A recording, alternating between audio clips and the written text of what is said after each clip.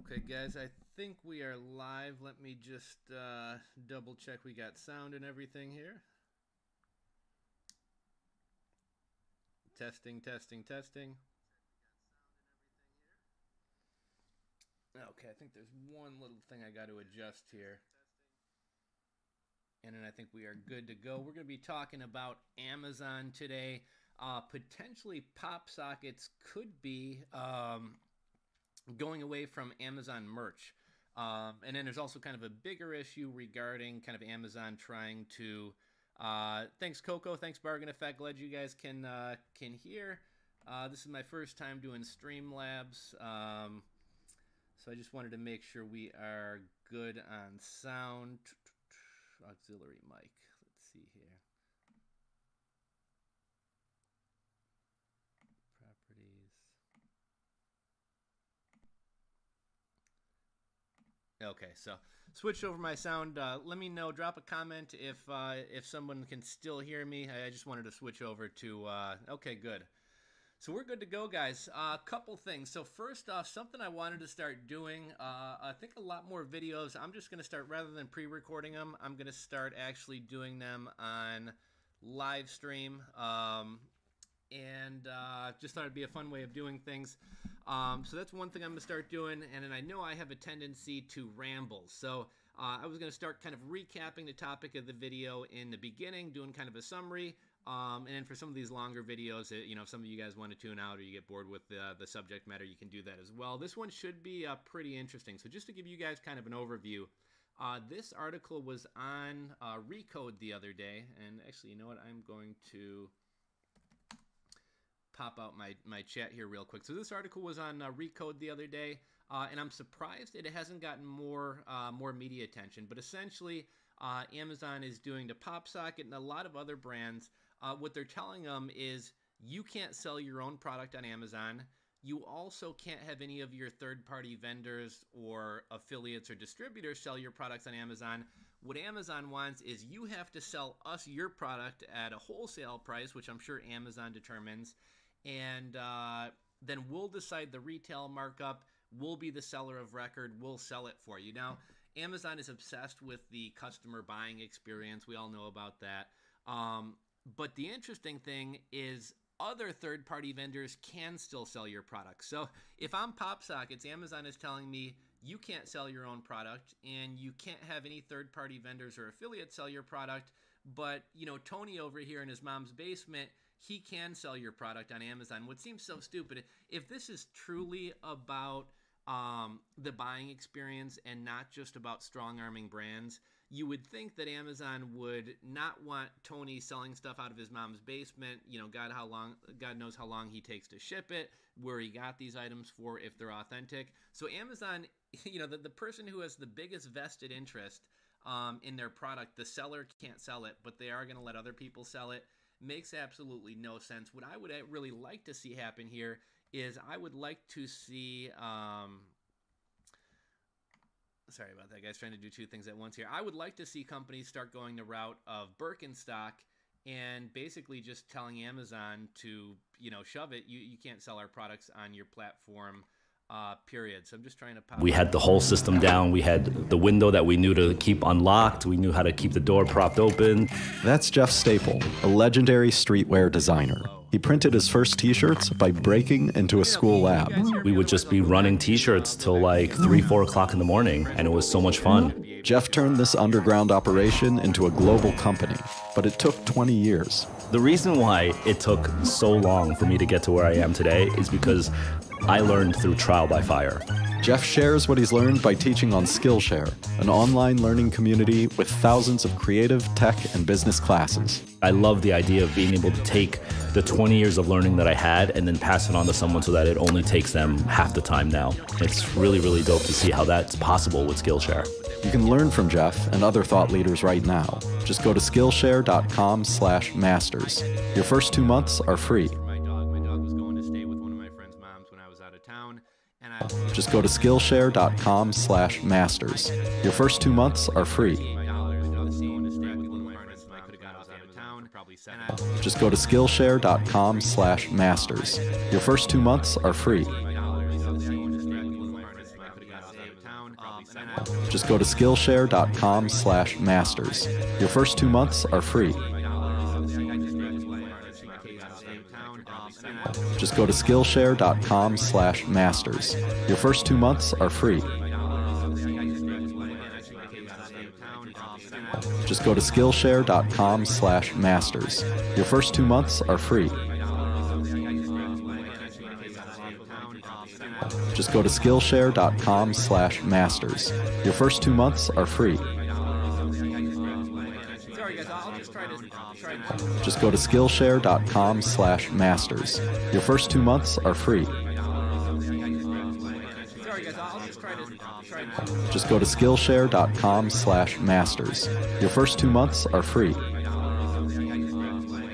guys, I'll just try to... Okay, I had the audio on there. Let's see, testing. Just go to Skillshare.com/masters. Okay, it's good for me. Let me know if it's good for you guys. You know what I had? I had the sound on. I couldn't hear it myself, but it was playing through the computer sound. So let me know. I'm gonna give myself a thumbs up here, even though I suck. Let me know if you guys can hear me good now. Okay, better. Okay, we got it there. Okay, sorry about that, guys. This is why live streaming is always a little bit nerve-wracking, trying to get all the pieces moving at once and control things. I give mad props to people who live stream and are interacting and keeping their thoughts in order, and also kind of managing the OBS and things like that. It's something that definitely takes some practice. But so we're talking about, you know, how Amazon's one of those companies who I think we all hate. I'm sure you guys can all, especially those of you who are sellers, whether it be merch or FBA, I'm sure we all hate Amazon for some reason. But even as consumers, you know, oh, they shut down the bookstores, they're hurting local business, everything else. Like, I hate Amazon as much as the next guy, but I've gotten so used to, you know, the 2-day shipping and everything else that I just can't seem to kind of wean myself off of them. What we're talking about today is how Amazon is kind of exerting control over brands. It's happened with PopSockets. It's happening with a lot of other brands. Amazon is rolling out a program called, I believe I said it was called One Vendor, and it's going to be a back-end dashboard for, they say all retailers. I think it's only going to be kind of big brands, at least probably for the first couple years. Amazon's kind of touting this as being about the buying experience, and I know I've kind of covered this, but what I was saying is essentially Amazon's telling PopSockets themselves cannot sell their PopSockets. They also can't have authorized distributors or retailers sell it for them. They have to sell it to Amazon and let Amazon sell it. However, third parties can sell PopSockets. So, you know, I said Tony in his mom's basement is allowed to sell them, but PopSocket, the company who has the most vested interest in providing a positive customer experience, can't. In this article, we're going to cover it in a second, but it goes on to say that, like, PopSockets being sold on Amazon won't have the warranties that go along with them. Do you really need a warranty for a PopSocket? Probably not. But that's because it's not PopSocket or authorized PopSocket vendors selling the products. I want to cover questions and stuff. This is a little bit of a long article. I know some people hate when people read articles online, but a lot of info in here. It's a pretty detailed article. We've kind of summarized it, but I wanted to go over this. And one of the lines that really kind of jumps out, and I think this is an interesting topic for discussion, but Eamon Kelly of Edgewater Research says, I don't think Amazon understands how close they are to blowing themselves up. I'm curious to hear from you guys. Like, do you think Amazon could legitimately ruin their business, like could screw over sellers and buyers and just kind of shit on everybody to so much that people actually give up on Amazon? Or is Amazon way too kind of integral a part of our lives? And another company who's kind of going through something similar right now is Uber. You know, I think Uber's kind of an interesting company. I think they've done amazing things. I kind of like taking Uber as a rider, even though my recent Uber driver almost killed me. She stopped at like 4 in the morning, fell asleep on a 4-lane expressway after falling asleep the entire drive home. But right now, Uber drivers are really, really upset. I guess Uber has recently cut their rates by 50% for the mileage. They're giving them like an extra 3 cents per minute or per, I don't know, minute or something like that on the time. But essentially it's about a 50% slash, but Uber's trying to like pitch it as this great thing that's going on. And I think Uber's another one of those companies that, I don't know if too big to fail is the right word, but have become such an integral part of our lives and are so much better than the alternative, which is taxis, that people are just stuck on them. And as a rider, it's a pretty great service. You know, I remember when I was like 21, I don't know if Uber wasn't as big back then or whatever, but it used to suck having to call a cab, and like maybe they'd show up, maybe they wouldn't. They'd take 30, 40 minutes, maybe an hour to get to you. Like Uber, I can see exactly how far a car is from me, but a lot of like Uber drivers right now are calling for like Uber boycotts and trying to do protests, and it's like, you know, shoot, no matter how much I might hate, you know, big business and Uber or whatever, I'm not going to call a taxi as opposed to taking an Uber home when I drop my car off to get new tires. So I think Amazon's kind of got the same thing going. The article goes on to say an Amazon revolt could be brewing. The tech giant exerts more control over brands, some companies are choosing to end their relationships with Amazon rather than to cave to the online retailer's demands. And it goes on to say, the next time you buy a pop socket cell phone grip from Amazon, be forewarned. It likely won't come with a manufacturer warranty because it won't be coming from PopSocket or one of its authorized resellers. Or one of its authorized sellers. That's one of the trickle-down effects of a power move that Amazon recently made against PopSocket and other brands that sell their goods through the largest online store in the U.S. Amazon is taking more control over where and how product manufacturers can hawk their wares on Amazon. It wasn't always this way for PopSockets. For several years, the company saw Amazon as an integral part of its business. The startup, which makes popular circular contraptions that can be used as a grip or a stand affixed to cell phones, sold its accessories at wholesale prices to Amazon, which then sold them at prices to Amazon.com shoppers. Now, one more interesting thing before I carry on. A lot of people, I know a lot of you guys are Amazon merch sellers. A lot of Amazon merch sellers have been reporting that PopSockets are taking really long to get approved. So a lot of people are speculating that, just go to Skillshare.com, your first 2 months are free. Did not hear what you said. Taxis, 30 quid to go from one side of town to the other. So a lot of people are reporting that PopSockets are in processing for a couple days at this point. I got to make a video talking about Amazon merch, man, but my Amazon merch business got crushed, absolutely fucking crushed. In the past couple weeks. You know, a lot of people have caught on to the fact that anybody can make a throwaway email and essentially get everybody in their niche or all their competition taken down. Somebody did that to me. Somebody got 13 of my own designs taken down, and I wound up having to, just in order to preserve my account, I didn't want it to get suspended, I wound up pulling down my very own designs. And so now I'm in the process of getting everybody else taken down. I filed for a trademark and copyrights on a series of like 50 or 60 designs, and I'm gonna drop the hammer on everybody. But like my weekly earnings went from like $350 down to, fortunately things have picked up. I'm at like $136 right now, but it was down to like $50. I got absolutely crushed by that. So I've been kind of a little bit lax on posting on merch, but so I haven't put up a PopSocket. Maybe some of you guys can kind of comment on if this is true or not. I'm guessing Amazon has some kind of contract with PopSockets because it just recently rolled out and everything. So maybe they will continue to be available on Amazon merch, but be interesting to see what happens. Let's see. So I think we covered that. But over time, the relationship with Amazon has felt increasingly one-sided, with Amazon often dressing up requests about lowering prices or spending more on marketing as non-negotiable demands, according to PopSocket's CEO David Barnett. So Amazon is telling people, like, you have to spend this money on ad spends, or you have to lower your price. And I thought this next line is kind of interesting. I'm sure you guys can relate to this. It often does not feel like human beings over there, said Barnett, who was careful to lay blame on the structure in which employees on the Amazon retail team are forced to operate, not on the employees themselves. It's like a robot.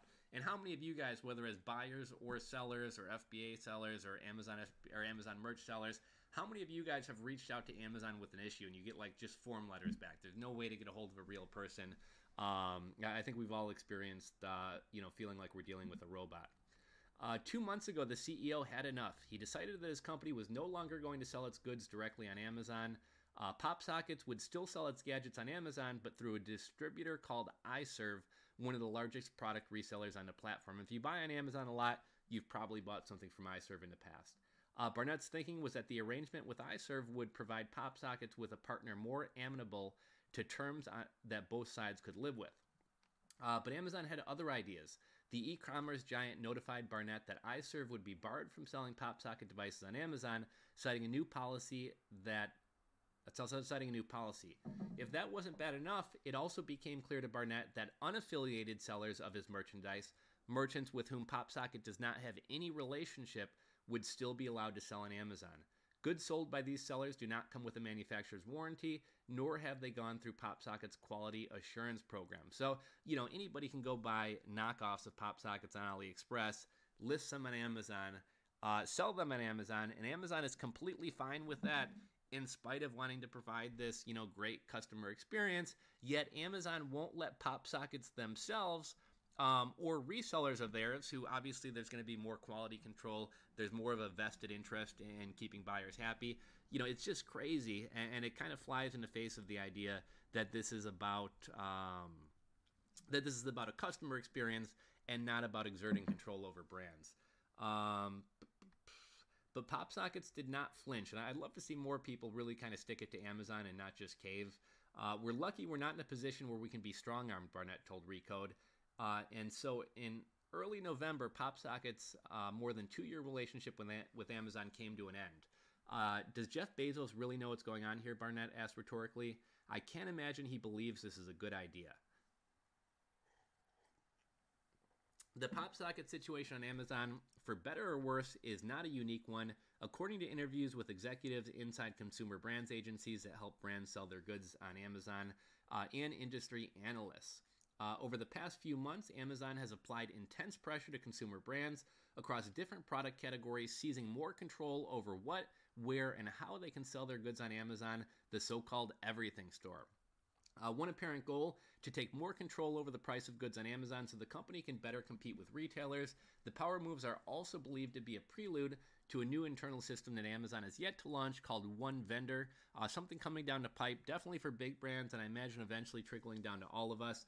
And again, I say this all the time, but this is exactly the reason why you don't build a business on Amazon, why you want to have your own presence off Amazon. You never want to be reliant on a third party, let alone a company on Amazon who, has a track record of fucking over everybody and doing what's in the best interest of Amazon. The new initiative will essentially funnel big brands and independent sellers alike through the same back-end system in a supposed effort to improve the uniformity of the shopping experience across Amazon on the public-facing side. In the lead-up to that launch, this fall, Amazon has been notifying brands that sell products in categories ranging from household consumables to fashion accessories that part of their business on Amazon would be shut down with just 30 days notice. Amazon obsesses over the customer experience, and your brand has opportunities to improve that will be possible by transitioning your full business to Vendor Central, read one email Amazon to a brand. As a result, we have made the decision to source your products for sale by Amazon only, and your existing Seller Central account will be closed within 30 days of this email. Translation: Amazon is telling these brands that they can no longer sell directly to customers as an independent seller on the Amazon platform for third-party merchants, known as the Amazon Marketplace. The advantage to selling on the marketplace include the ability to control the sale price of goods, run price promotions, and get more data about how products are performing and who's buying them. Instead, the email is telling brands they can only sell items on Amazon's retail group at wholesale costs and let Amazon act as a seller and determine a retail cost. This policy is not completely new. For years, Amazon has had a policy that said if a brand sells its goods to retailers outside of Amazon and wants to also sell on Amazon, the company expects the brand to give Amazon Retail the option to source those products at competitive terms for sale as retail-only items. But it was not consistently followed until now. The policy hasn't changed, but enforcement is changing, said Justin Lay, a former Amazon product manager who for the last 10 years has run IdeoClick, a Seattle-based consultancy for brands that want to sell and advertise on Amazon. An Amazon spokeswoman said the policy is intended to help reduce consumer confusion, but in addition to increased enforcement, an even bigger deal is a recent addition to the policy. The new language not only bars some manufacturers and brands from selling their goods on Amazon Marketplace if Amazon wants to sell the product itself, but also their agents, licensees, and other representatives selling on their behalf. In the case of PopSocket, Barnett attempted to challenge Amazon's ruling that its distributor iServe cannot sell PopSocket's goods on the Amazon Marketplace. The CEO made the argument that since PopSocket is selling the items wholesale to iServe, then iServe is setting the retail price. The distributor is acting independently. Thus, the argument was that iServe should not be grouped within the catch-all of agents, licensees, and other representatives selling on PopSocket's behalf, as Amazon's new brand policy states. But the Amazon employee assigned to PopSockets looked into the situation and came back with the same answer. PopSocket's relationship with iServe is not allowed. So Amazon's going against their own written policy because, it kind of serves them to do so. I don't think Amazon understands how close they are to blowing themselves up. An Amazon spokeswoman declined to provide Recode with a detailed explanation of why iServe is barred from selling the PopSockets good, even though it is acting independently of PopSockets by buying the items from the brand at wholesale prices. She said, however, that Amazon's policies does not apply to resellers, but only to brands and those companies that brands hire to sell products on their behalf, which it doesn't sound like iServe was in that case. Amazon obsesses over our customer experience, and we have policies for brands to ensure they are consistently meeting customer expectations, she said in a statement. One way we have ensured a great customer experience is by sourcing products directly from brands and selling them to customers in our store ourselves. And maybe this is just a direction that Amazon's heading as a whole, but what really seems silly to me is I can go buy some shitty coffee grinder off of Alibaba, the same exact design that 150 other people on Amazon are selling, except we're all slapping our own little label on there. And I can sell that on Amazon, but these big companies who obviously have much more money and much more experience and much more resources and much more of a vested interest in their brand and the customer experience, they can't, Amazon doesn't trust them. It just seems silly. The statement ended by saying brands with questions should contact Amazon. PopSocket already did, but has not gotten answers, and I think that's an experience that a lot of us who are sellers have experienced. The recent tension marks the latest chapter in what is an often tumultuous relationship between Amazon and brands that stock its digital shelves. Last year, Amazon began engaging in a fierce pricing battle with Walmart that put a profit squeeze on some of the biggest consumer packaged good makers in the country. Brands also have to face the fact that Amazon is increasingly using the insights from the brand sales on Amazon to create Amazon-owned product lines that get prime real estate on product search pages. Now, you guys probably already know about this, and I've talked about this in the past. There's a famous story of, Amazon laptop patent. Laptop.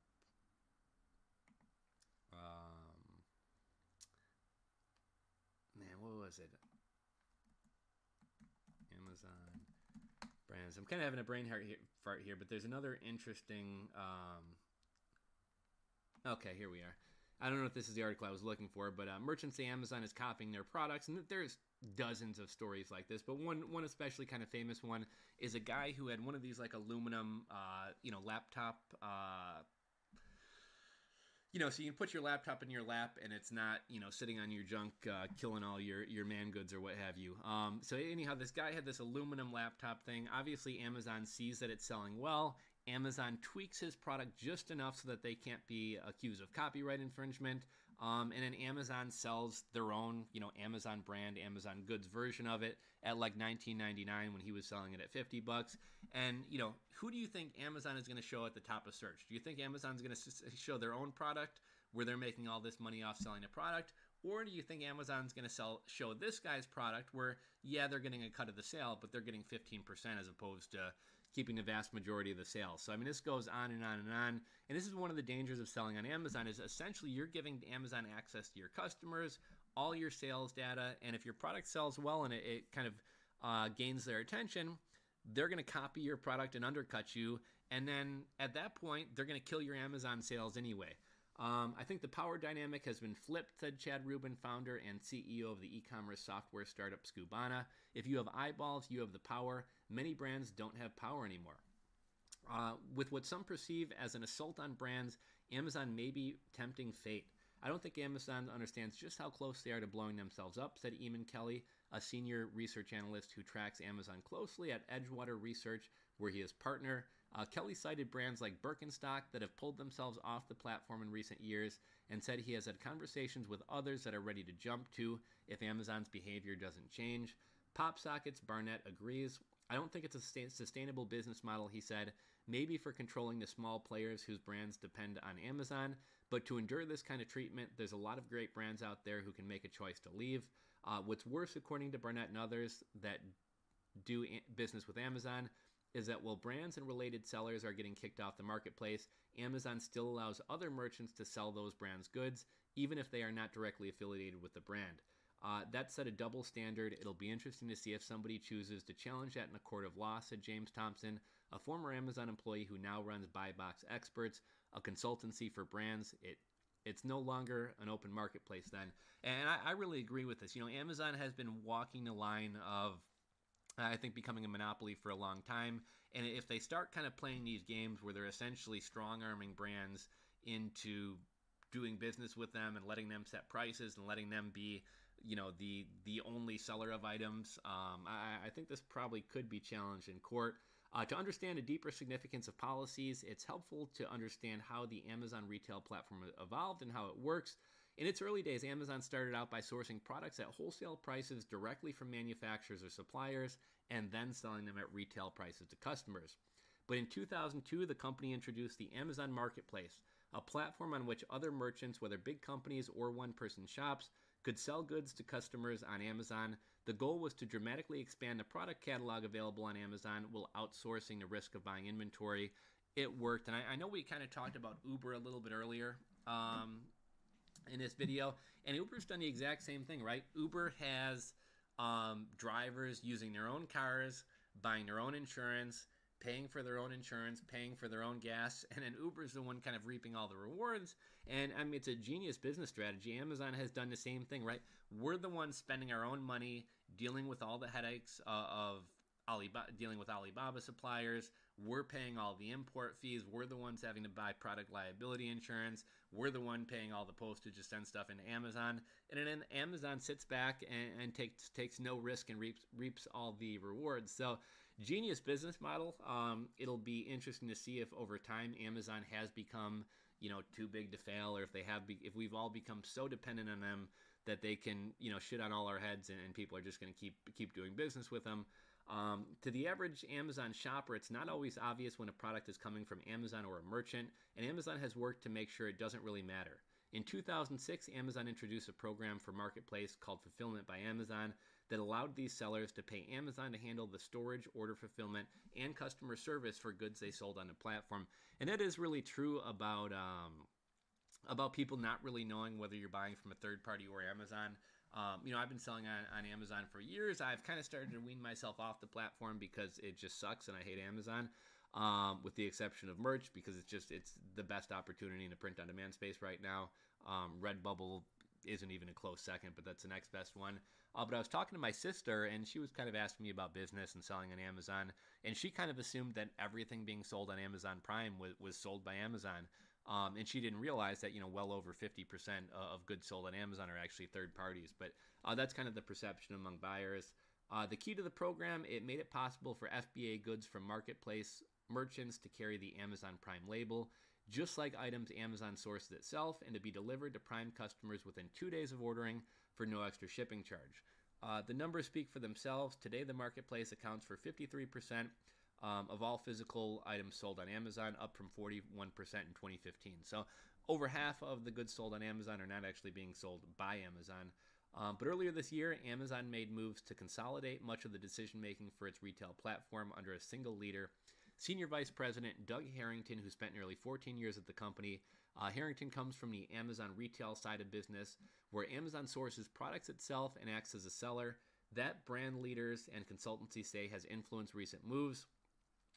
We've been working for some time on standardizing the products, tools, and services we offer to brands and resellers on Amazon, and have made some organizational changes as a result, Amazon told CNBC in a statement at the time. Man, this is a long article. Analysts and the heads of brand consultancies say that the increased policy enforcement new language mark a prelude to the eventual launch of an internal system at Amazon, One Vendor. One Vendor is expected to essentially treat the Amazon retail platform as a single online store rather than one that is separated on the back end into Amazon retail and the Amazon marketplace. The expectation is that creating one selling platform will create a cleaner customer experience and eliminate some of the confusing layers of pricing product ambiguity. Edgewater Research Edgewater Research's Kelly wrote to clients earlier this year. Our work suggests Amazon will take greater control over the platform. Amazon Retail or Amazon Marketplace products will be sold on and will have a greater influence on pricing for both channels. Amazon is now exerting that influence. It's up to the brands to determine how to respond. Let's see, this story includes more information. I was wondering if they had comments. A lot of times I find the comments of articles even more fascinating than the article itself. But let me pull up the pop-up chat and we'll catch up on some of the comments here. Let's see who we got in here.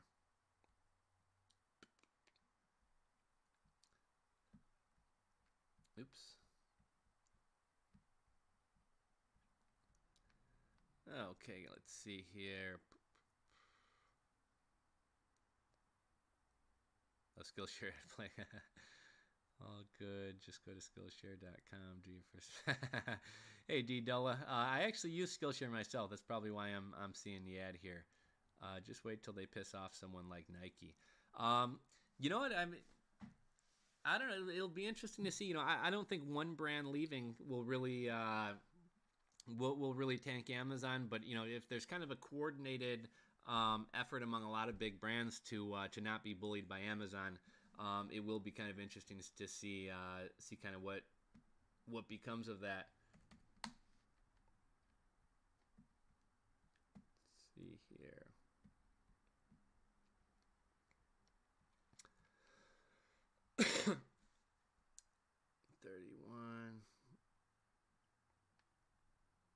Okay, guys, sorry about that. I was still kind of getting used to this whole new setup for the live stream. Let's see. Okay, here we go. We got some chat going here. Taxis. All monopolies fall. Amazon will lose $10 billion in shipping alone this Christmas. What's weird? Amazon started. What was it? Probably within the last year, Amazon upped the cost of Prime 20%, which is pretty huge, right? It used to be what I think it would. At one point, it was what, $79, $89. Then it went up to $100. I think now they're at $120.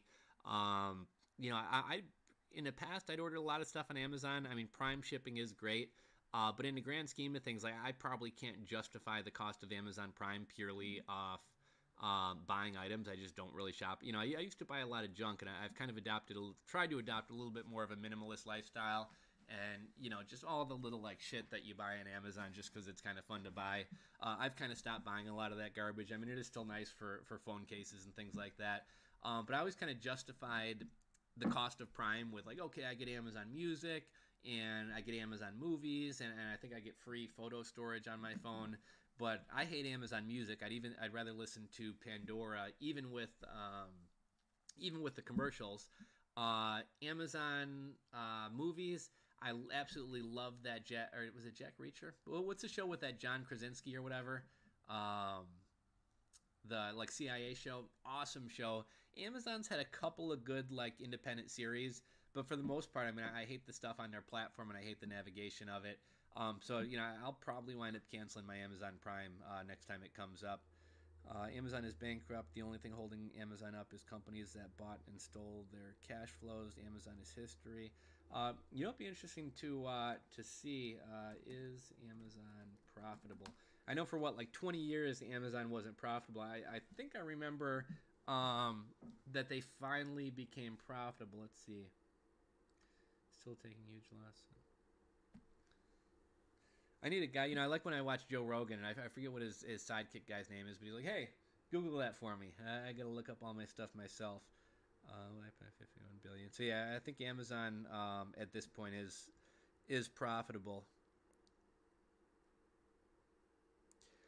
Winning daily. Hey, buddy. Yeah, you know what? I think. I'm not going to say you can't make money on Amazon. There's a lot of people making really, really good money on Amazon. But it is starting to get it's just getting worse and worse. The long-term storage fees, not having a lack of any customer service. The games that people know the things that Chinese sellers can do, and people who really know the inner workings of Amazon, the things that they can do in terms of hijacking and taking over listings, it is absolutely incredible. And Amazon doesn't really do anything to stop it. And at Ecom Chicago, one of the speakers that they had in one of the segments they did was kind of all the dirty tricks that people can play on Amazon, and Amazon's done little to nothing to stop it. Another thing, this isn't really a bad thing, but back in the day, you could order literally anything off AliExpress, Alibaba, whatever, DHgate, whatever other site, and just make money selling random products on Amazon. One of the first videos I ever made, it's kind of laughable to look back at. It's got almost 2 million views. But it's that how I do $250,000 in sales per month selling AliExpress and Alibaba products on eBay and Amazon. It's kind of funny looking back at that video. The profits on that were actually very, very small. I hadn't really figured out the whole supply chain part of things at that point, so we were making really, really small margins at the point, even though the sales numbers were huge. But I still get a lot of comments on that video, and people always ask, like, oh, do these products still work, or are these hot products? And Amazon has really gotten to the point where you can't just... I'll say it's much more difficult to just buy random, little knickknacks and garbage and sell on Amazon. You really need to have a product. You really need to have a strong brand. You really need to find a niche, or you need to just be amazing at doing research. But, a lot more Chinese sellers are selling direct on Amazon. A lot of them have smartened up, and where years ago they might have had a 30-day shipping time, now they're storing all their stuff over here at U.S. warehouses, and their shipping times are faster. So, we're, a lot of us are trying to compete selling the same junk that a lot of the manufacturers that we're buying directly from are selling. So it's definitely gotten tough. When legislation is made, and the line is drawn in the sand, Amazon wants to be right at the line, knowing it will be hard for other companies to ever get that level due to the legislation. Yeah, what? I guess it's just life. Amazon and big companies, they lobby so much to kind of keep the status quo or keep themselves in power. It'll be interesting to see. I don't know if Amazon is so huge that they can just shit on everybody's head and people just have to take it, because we all can sit here and complain about Amazon, but at the end of the day, are you going to go to Sprint and pay $48 for an OtterBox, or are you going to hop on Amazon and buy one for like $8 with free shipping? So definitely be interesting to see.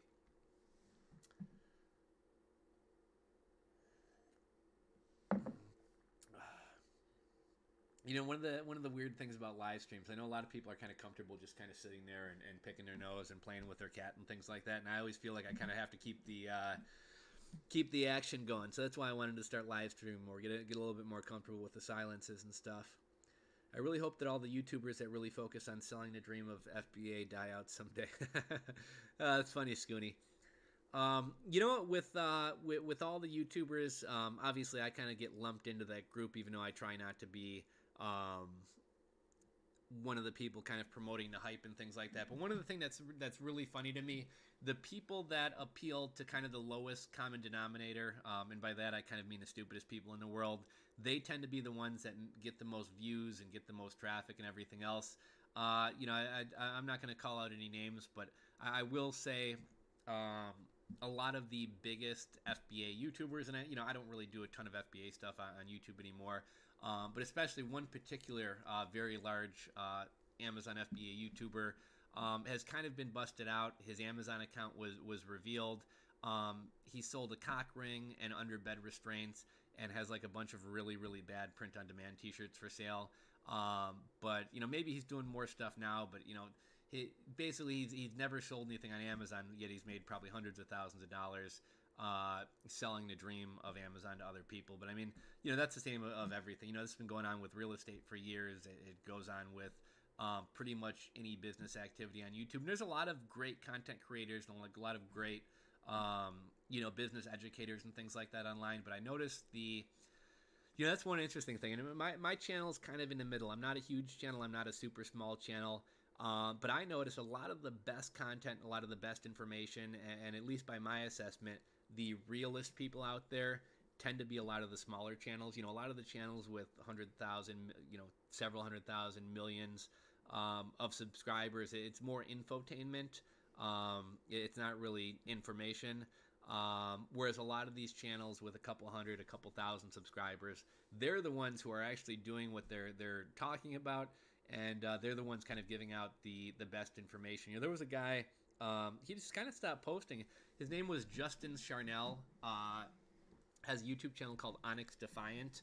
And I thought he had an awesome YouTube channel. He was kind of affiliate marketing and Amazon merch. I think he maybe did a little bit of FBA, but I used to always try to get it on the channel. I'm like, man, I love your content. I love your delivery. But I'd love to have you on the channel. I'd love to have you share your knowledge. I'd love to see your channel grow. And I think he just kind of got sick of YouTube and kind of died off. But there's a lot of smaller channels like that. I wish I could remember more names. There's another FBA guy who me and him were supposed to collab. I was supposed to have him on the channel and kind of got busy with other things. But he's got a great Amazon FBA channel and great information and accurate information. Let's see here. Young Jamie. That might be it. I really hope that all the YouTubers that really focus out. What do you think this means for third-party wholesalers? You know what? I think Amazon wants to. I think Amazon wants to become Walmart. Amazon wants to control everything. They want to be the seller of record on everything. And a lot of people have been telling us this for a long time. And I think this has always been the end goal. But I think we're just a means to an end. Amazon is figuring out what sells and what doesn't sell.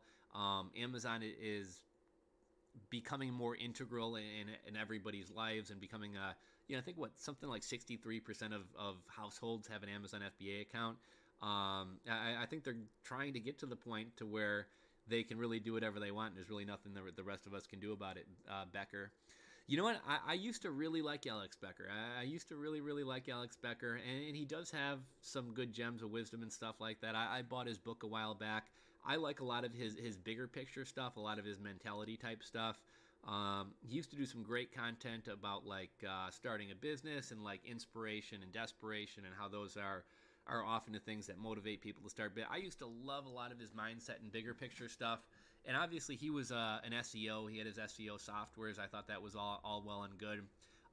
The thing that, I don't even know if it should annoy me, but the thing that I kind of saw right through is he used to kind of I don't want to say shit on e-commerce, but he used to kind of act like e-commerce was kind of below him.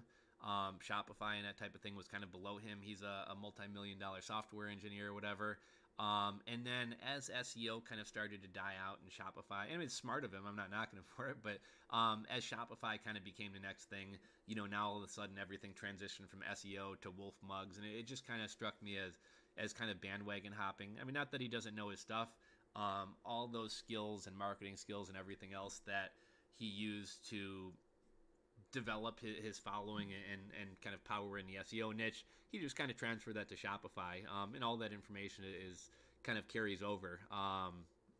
But yeah, his channel to me has definitely become more infotainment. Best hustle variety channel. Thanks, James. I appreciate it, man. I know some people kind of want me to focus on certain areas more, whether it be merch or FBA or Shopify or whatever else, and I'm kind of ADD. I also kind of have an interest in just a lot of different things. And I don't really expect everybody to watch every single video. If you only come here for the merch videos, awesome. If you only come here for some of the more mentality stuff, cool.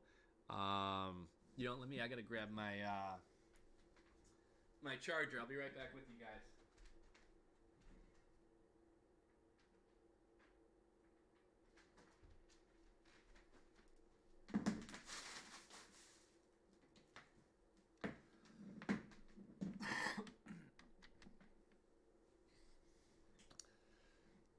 Let's see. Do you have donations turned off on Streamlabs? Let me take a look. If someone wants to give me money, I'm not going to turn that down.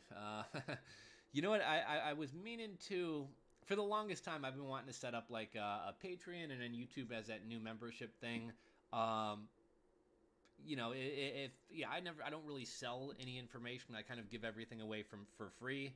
I don't expect anything from anybody, but if people kind of like what I'm doing and want to support the channel or whatever, obviously that'd be something I'd be greatly appreciative of. But I've always been very I don't want to be one of these e-beggars. If you want me to keep giving out content, I'm gonna need to make. It just seems really kind of douchey for me.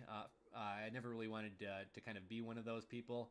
But obviously that's a big part of YouTube and things like that. And what's kind of cool with Patreon and some of this other stuff is you can kind of set up different tiers. So, it could be giving away merch. It could be, what's some of the other stuff you could do? I do have Super Chat set up, I thought. Let me see if I can Super Chat myself. Oh yeah, it looks like I could super chat myself.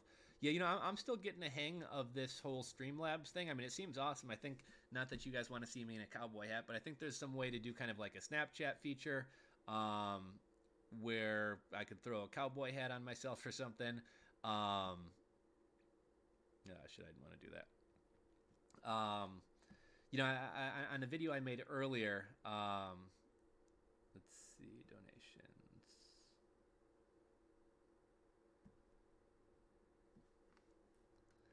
Let's see, donor name. Huh?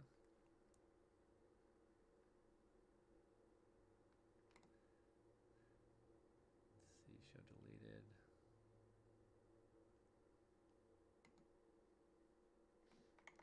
Yeah, I'm gonna have to play around with the thing a little bit further, because there's a lot of cool stuff you can do with Streamlabs. I saw you can also set it up on your phone as well.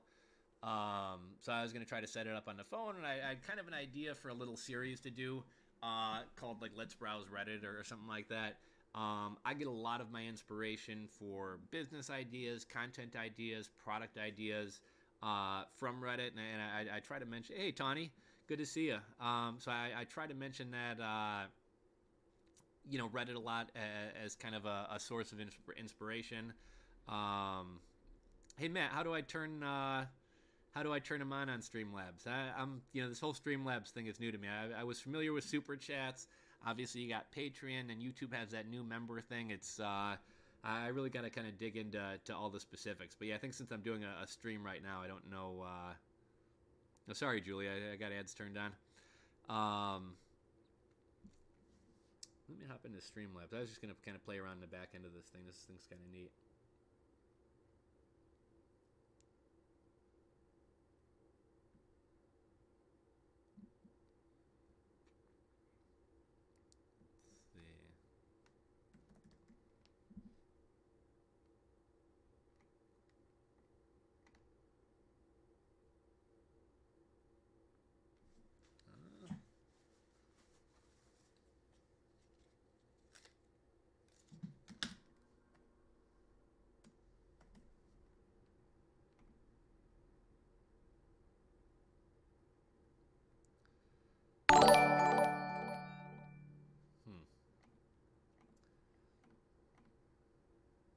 Okay, yeah, so that worked.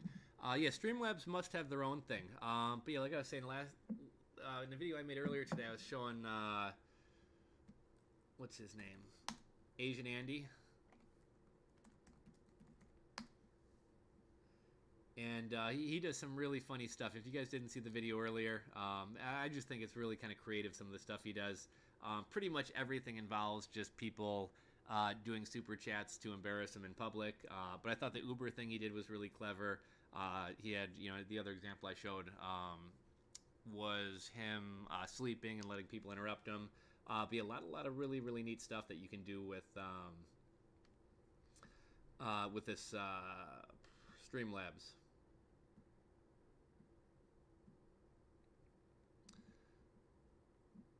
Finally catching a live. What did I miss? Hey, Tawny. So what we were kind of chatting about, and let me see if I can find the article. Amazon Pop Socket Recode.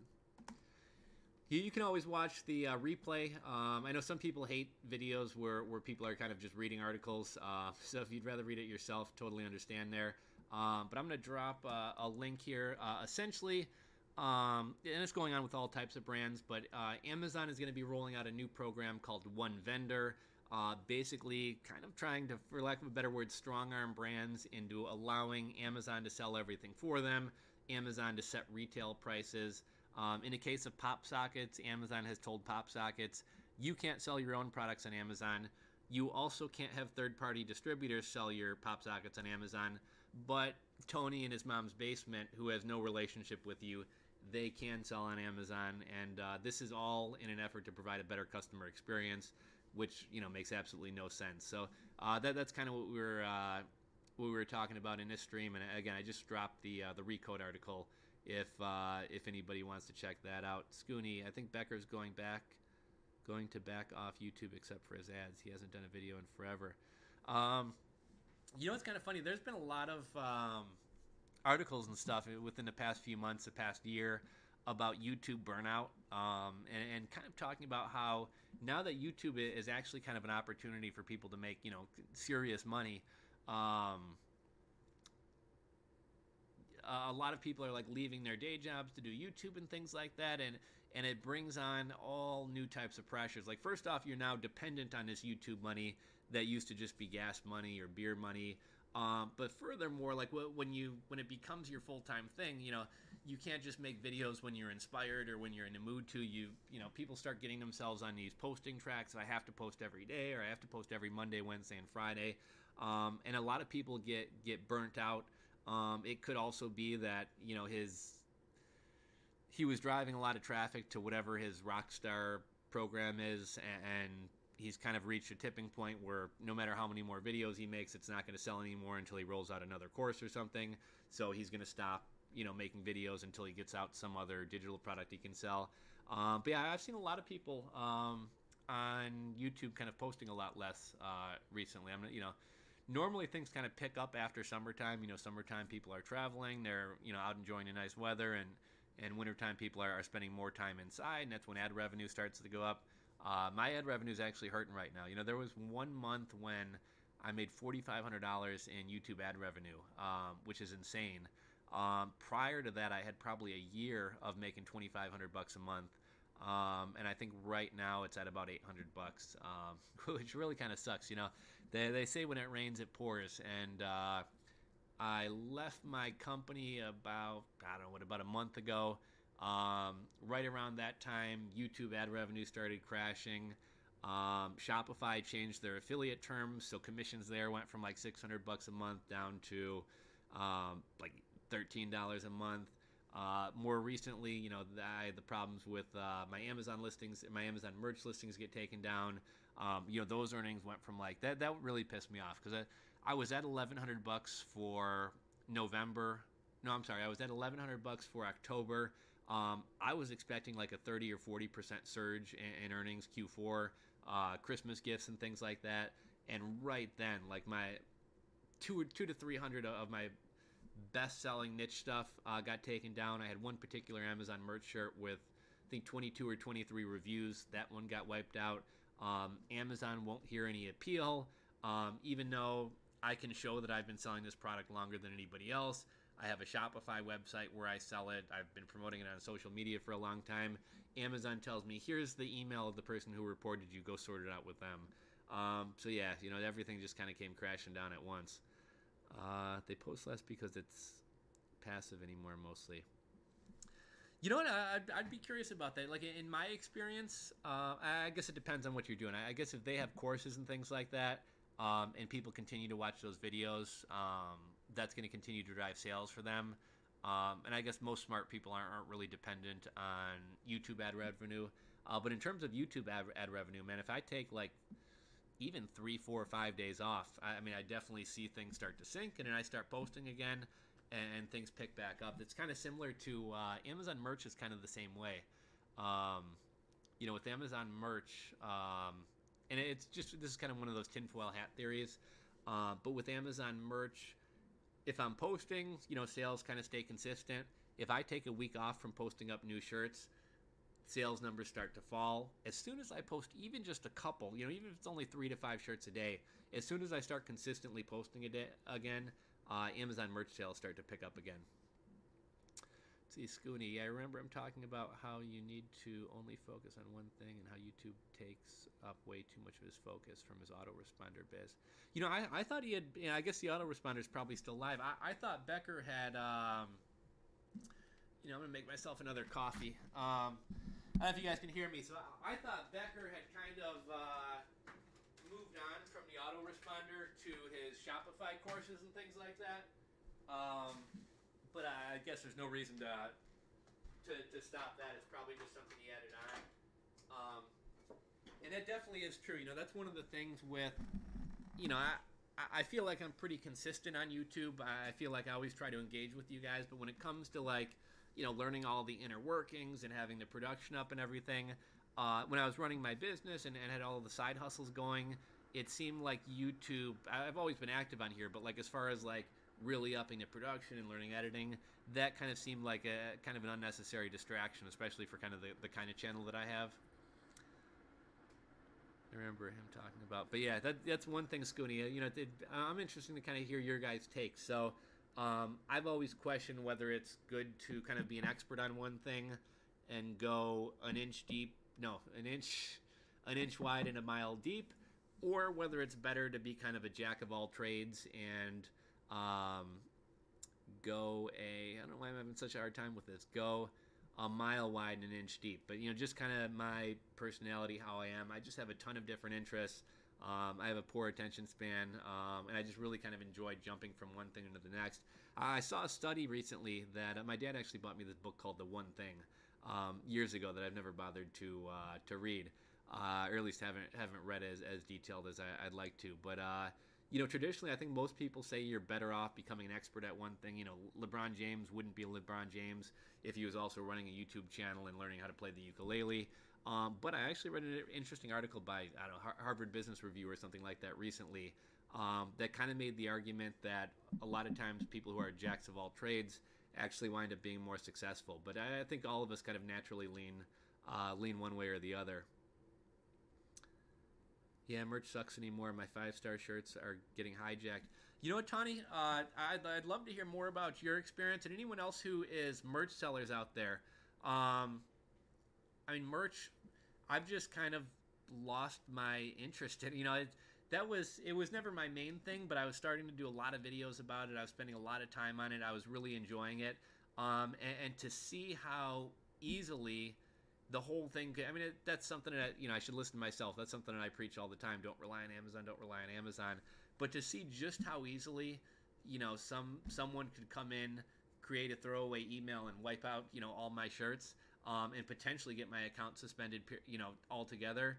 How easily that could be done with absolutely no recourse from me. It's kind of like why am I going to try to get other shirts ranked up because somebody's just going to come along and do it all over again? So I have a designer from Online Jobs at PH who I've been working with. He's cranking out good designs.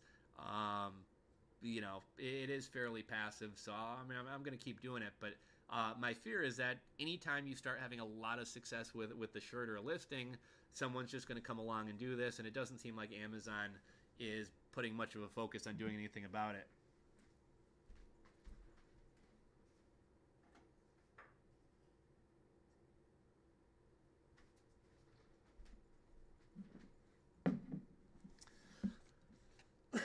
Let's see. Yeah, merch sucks anymore. James Litton, a few have moved to Twitch. Just chatting streams. Dope. There's Amazon again. You know what? I've never really done much on Twitch, and I'm not really a gamer. And I realize Twitch has expanded to way beyond just gaming. I know Asian Andy does a lot of stuff on Twitch. I think a lot of webcam girls are on Twitch. James, is Twitch a lot more liberal with the type of content that they allow? I noticed a lot of these like Instagram models and stuff do a lot of their more scantily clad stuff on Twitch, and obviously Asian Andy. A lot of the stuff that he does, I think, would get you kicked off YouTube. So I think he live streams on Twitch, and I notice edits in a lot of his videos. So I'm assuming that he then edits those videos to take out any racist comments, any like really kind of crazy stuff, and then reposts them to YouTube. And it's still just as entertaining, but I think he kind of gets out a lot of the nonsense that might get him off YouTube. D. Dulla, do you think you run the risk of spreading yourself too thin? Absolutely.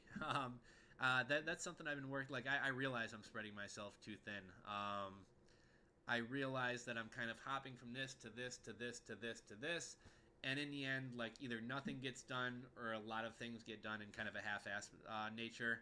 And I think what I kind of struggle with is figuring out what is the one thing that I want to focus on.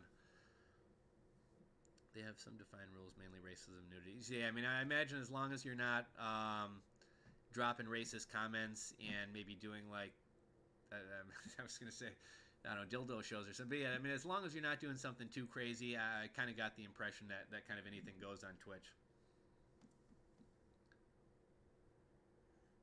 Oh my gosh. Oh, that's a coffee from this morning. What the hell?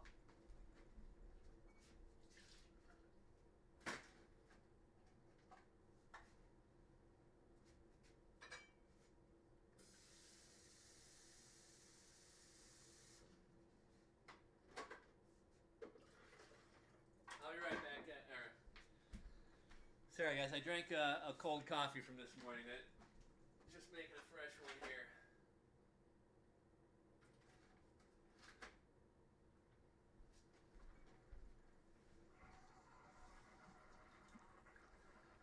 Your mic sucks. I think I was walking away. I got a Blue Nest. It's actually not a terrible microphone. This was like the predecessor to the Blue Snowball microphone. Maybe I'll put it a little bit closer there. Any better, Sam? What do you think the new frontier will be in terms of making money online? Sounds better now. Okay. You know what, Sam? I think I just walked away to make a coffee. Here's one thing I've been thinking about recently, and it's not a bad thing, I don't think. It's just a reality. But I think a lot of people would love to create one business that serves them for the next several years, 5 years, 10 years. And one of my frustrations with especially things like affiliate marketing, but really just e-commerce as a whole, I think as an entrepreneur, I think you need to be a chameleon. The internet is constantly changing. Obviously, some businesses are a little bit longer lasting than others, but something I felt has been happening a lot more over the past couple of years is, nothing lasts forever. Some things may last a couple weeks, some may last a couple months, some may last a couple years, but I feel like in this day and age, you kind of have to be hopping from one thing to the next. And so you can't be a one-hit wonder. You have to be able to adapt or move to a different industry. One of the things that I think has been hot for a long time, but is especially hot right now, is copywriting. Let me grab my coffee. I got an interesting copywriting story to share.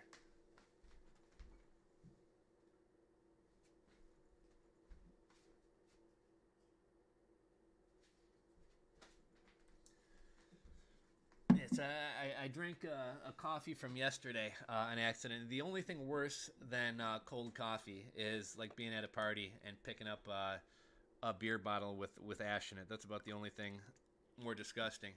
But copywriting, I think copywriting, and I realize it's not everybody's thing. I realize a lot of people have an interest in e-commerce, and e-commerce is obviously still viable. But I have a buddy, his name's Jared. I was going to try to get him on the channel. He is basically living his dream right now. For all I know, he might be in a room right now. But I was at the gym one day, and I forget what machine I'm on, but I'm on some machine. I got my headphones in, and I see him. I didn't know who he was, but I see him walking over to me, and he's obviously clearly gonna come talk to me. And I'm not really a gym guy. I'm normally more like calisthenics and push-ups and running. But I joined a gym a while back, and he walks up to me and kind of motions for me to take the headphones off. So I take the headphones off, and he's like, this is gonna sound really weird, but do you have a YouTube channel? And I was like, yeah, I got a YouTube channel. I'm like, do you watch it? And he was like, yeah. And he was like, oh, that's so cool, man. I like, it's like so random to meet you. My channel's a decent size, but I mean, in the grand scheme of things, like, it's relatively small, and it's in a very, very specific niche. And what are the chances that we're gonna live near each other, let alone go to the same gym? And anyhow, I remember our initial conversation. We somehow wound up talking about Alex Becker. So this was a while ago, but we exchanged numbers. We started meeting up at a sushi spot once a month or whatever, having sushi, having a beer, and kind of talking business. And I know his passion, he actually was a business owner. He had a local brick and mortar business.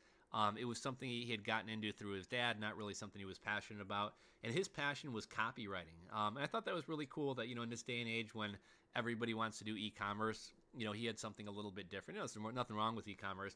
But I just thought it was cool that he had something different. And he was going through a program called Praxis. And it really fascinating program. I actually did like an hour and a half long interview with him. I never wound up posting it. My girlfriend walked in the middle of it and interrupted. And then I was going to have to go back in and edit it. And one other weird thing, man, I know I'm kind of awkward with interviews and stuff. And I've done some live stream interviews, but doing an in-person interview, he looked like a natural. I was like, do I look at him or do I look at the camera? I just looked super fucking awkward. I will go ahead and post a video one of these days, but I talked to him about this Praxis program, and it's a really fascinating program. I'm kind of getting off on a tangent here, but essentially it's a 1-year program. It's kind of like a trade school, but for white-collar jobs or entrepreneurs, which is something that doesn't really exist. Either you go into a trade, or you go to college where you waste 4 years and tens of thousands, if not hundreds of thousands of dollars, taking classes on 15th century Russian literature and women's studies and leisure studies and all this nonsense that really has nothing to do with your degree. So Praxis is a 1-year program. He actually went for copywriting. It's a 1-year program. It costs, I think, $11,000. The first 6 months is an intensive online education with a mentor. The second 6 months of the program, you do an internship with a startup, a technology company, doing exactly what you went to school for. And at the end of this 1-year-long program, which is obviously shorter than 4 years and cheaper than traditional college, you come out guaranteed a $50,000 or more per year job. So any younger guys who are in college or high school, definitely something that's pretty interesting and maybe something to look into. But at the end of it, you come out having made $13,000, so you made back your $11,000 tuition plus an extra $2,000. I just thought it was like a really fascinating alternative to traditional college, which, in my opinion, is kind of at the tipping point of no longer really having an ROI on it. Anyhow, he wound up moving back out east. He left Chicago. He moved back out east. I just talked to him the other day. He invited me out there. I was going to go out there and visit with him. I was kind of waiting. There's this co-working or co-living space, like co-working entrepreneur house kind of thing out in New York. And they had reached out to me recently to see if I wanted to come out and stay at their place for a week, and kind of make a video about it, kind of promoting them. So I thought it'd be cool to drive out to New York, stop by with him, hang out with him, maybe do a video or something, and then continue on to New York for a couple days. Anyhow, long story short, he landed his first copywriting job. I think his first copywriting job, he was making, I don't know, $1,000 or $1,500 to write one sales letter.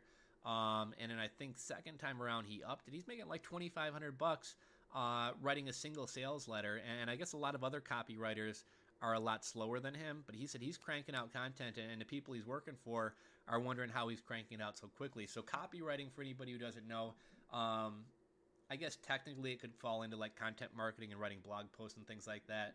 But copywriting is kind of more writing like sales letters and, maybe about us pages on websites, things like that. Too late to say long story short. I know, Dullah, man. I ramble all the time. I know it. But yeah, I think copywriting is, copywriting is essentially sales. I mean, that's what it is. Like, there's always going to be a need for salespeople, and copywriting is essentially sales for the digital marketplace or online. So I think copywriting is something that's huge right now, and that's only going to become bigger and more in demand. And one of the cool things about copywriting, I mean, I don't want to say it doesn't require skill. It requires a ton of skill. But, I think things like coding, like you're either a coder or you're not. Like, there's certain skills that I think you're kind of come to you more naturally, and others that you can actually pick up. And I think everybody... some people are a little bit more naturally inclined as writers, but I think that's something that anybody can sit down and start doing today. So I think copywriting is an interesting area to go into. The new frontier in terms of making money online. I had a niche for 3 years and had the only shirt making a killing, got jacked up. I'm shocked. It was a good ride for a while. Same with me, Tawny. My niche... Obviously, there's no way of truly knowing how many other people were selling within my niche because people use different brand names and things like that. But I had this one niche I had a series of like 50-something shirts. I had hundreds of shirts up in that niche, and I had some other parody shirts kind of going off of that shirt. And I think there were I want to say there were only, just because I could tell by the style of shirts and the listings who they were, I think there were only one or two other people in my niche. And I always kind of said to myself, like, it's only a matter of time until somebody stumbles upon this. And I kind of expected somebody to come take some market share. I didn't expect some asshole to kind of game the system and try to get my account suspended. But it is what it is, Sam S., do you private label or mainly focus on wholesale? My main business was more of a wholesale business. Although most of the side stuff I did so I had like a main e-commerce business that I'd been running since 2011. That was a wholesale business. In general, all my other little hustles and kind of the other business that we did on Amazon was all private label. And then my partner did a lot of sports cards and sports memorabilia and stuff. I'm just not a huge sports fan, so that was kind of more his area than mine. Warm beer sucks more than cold coffee. I'm not sure which is worse. Too late to say long story short. What do you think of selling on Instagram? You know what? Instagram's one platform that I've never really gotten that much. I know a lot of people sell really well on Instagram. I think I've had a couple of Side Hustle Tuesday episodes with people who sold strictly on Instagram. I think there was one guy who was selling autographed baseballs on Instagram. I can't remember which Side Hustle episode it was. It's probably within like the first 20 episodes. He did, I believe, 100% of his selling on Instagram. I know a lot of people do really, really well selling on Instagram. I've always kind of neglected Instagram. I never really got Twitter. I never really got Instagram. That's one of those things where like I need to kind of get over myself, and like just because I don't get a platform doesn't mean that other people don't. I've been trying to put more of a focus on Instagram more recently, but YouTube's always been kind of my focus. I hear a lot of people say selling on Instagram isn't what it was, maybe a couple years ago. It's become, I hate the word saturated. Some people say it's become a little bit more, I guess we'll say, competitive. But if any of you guys sell on Instagram, I'd love to hear what you guys have to say about that.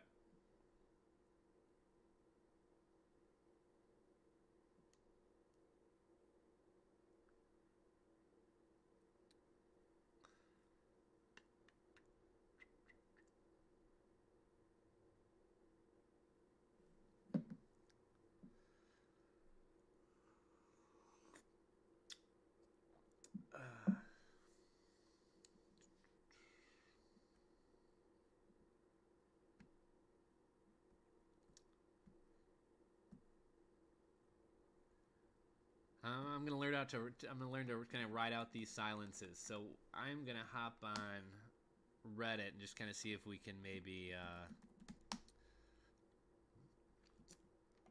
find some topics to rap about. I don't really got anything going on the rest of the afternoon, so as long as I got people here, I'm more than willing to hang out.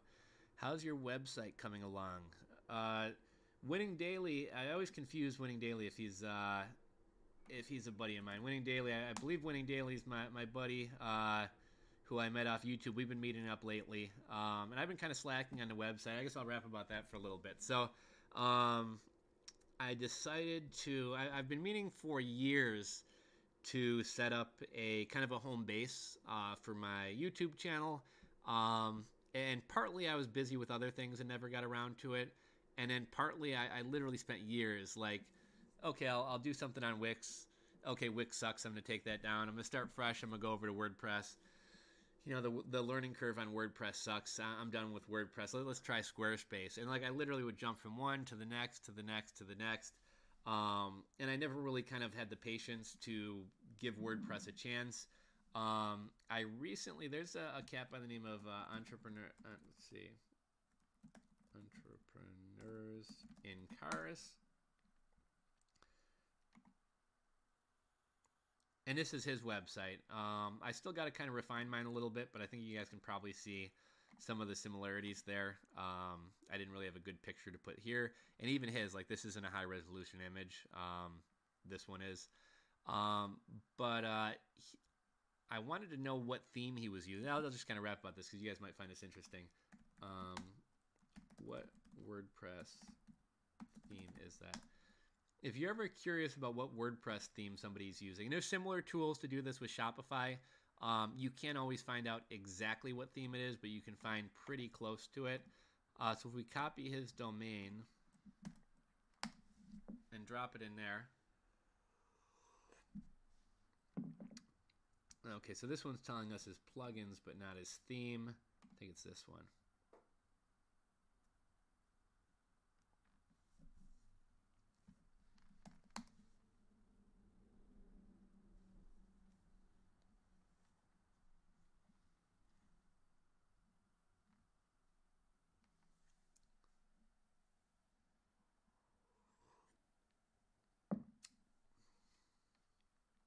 Okay, we'll let that clock for a little bit. But yeah, I mean, I only got a couple posts up. I was meaning to just kind of start blogging a little bit.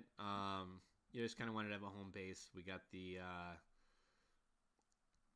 About Me. Again, I got to kind of refine this a little bit. These aren't the best pictures, but kind of placeholders. Got kind of a page dedicated to Side Hustle Tuesdays. And then also, and again, if any of you guys got side hustles and you want your story shared, I'm always looking for more stories. So I got kind of a Google contact form that if any of you guys are interested, you can come over here, fill that out. I'll probably follow up with you. I always like chatting with people. So, if you're open to it, I'd love to chat with you. But at the very least, normally I got enough information from this form that I can kind of write up your story. But, it's kind of free promotion for you. It's content for me. Got the side hustle page. That actually just takes you over to YouTube. Let's see, we got the coaching page. So I got this. This is kind of neat. This is a program. This may be of interest to you guys. You don't have to be like a business coach or teach business info, but if there's any information, coaching, consulting, any type of info you want to share, this is called Clarity. You can set like a per minute rate. People can say, okay, I think it's going to be a 15-minute call. I think it's going to be a 30-minute call, whatever. You're only charged for the amount of time that you're on the phone. What's kind of neat, if any of you guys want to use this as like creators or coaches or sell information or whatever else, people, you don't have to give your phone number to people. If somebody were to sign up for this, what happens is they get a kind of a conference call number to call into. I do as well. It tracks the time and then it bills people that way. So that's kind of a neat feature. I kind of discovered this. This is called Scheduly, and you can charge through PayPal or Stripe, and it'll let people kind of book consultations through here. And then over on my Contact Me page, I have another calendar, a separate calendar, and this one is kind of geared towards if I don't know why that's not clickable. Actually, I should just embed it. But if somebody wanted me to go on their YouTube channel or wanted to come on my YouTube channel, it's just kind of a handy way of scheduling collaborations and things like that, as opposed to all this back and forth. Hey, are you available Tuesday? No, I'm not. Are you available Wednesday? No, how about Thursday? They can see your Google Calendar and just book something with you directly. If we go over here, this finally loaded. So we got the Sydney theme. This is actually a free theme. I think they do have an upgrade, but the free one works just fine. And it actually comes preloaded with a lot of